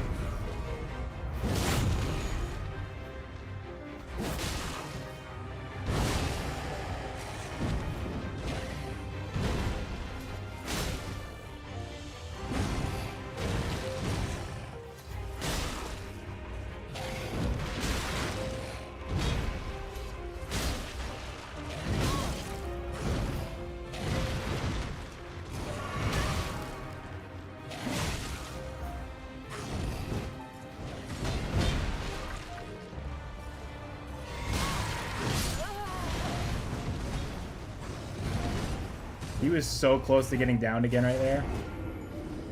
Alright, so the... I gotta just use Unsheath for sure. Maybe, do I use just the light attack Unsheath instead of the heavy attack Unsheath? Because it's a little bit faster. But I don't know what it's like. Poise versus bleed it does. Try it.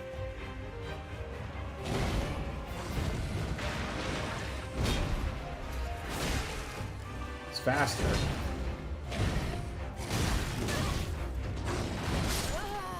It's a shitty attempt.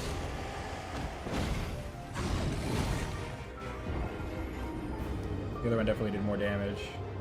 Well, I think they use... Do they use the same amount of... Let's see.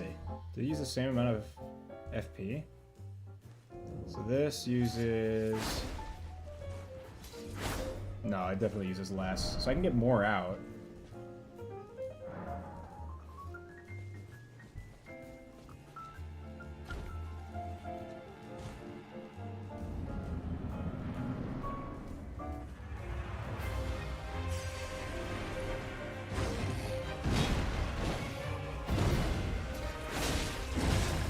Oh, it also doesn't stagger him. That's a big problem.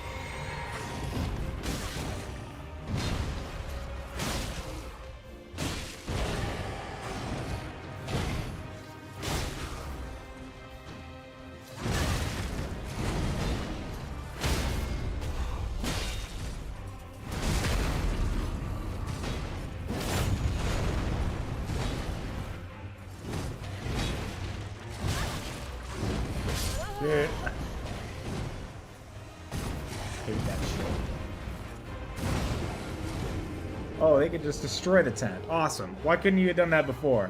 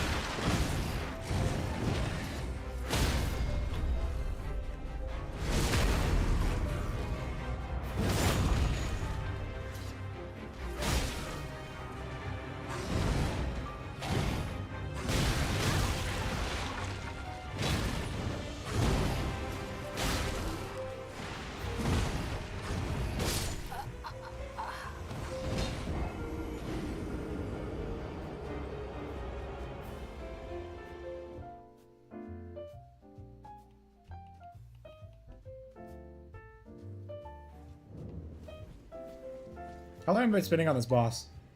Hour and a half? 2 hours? 2 hours yet? Probably just an hour and a half.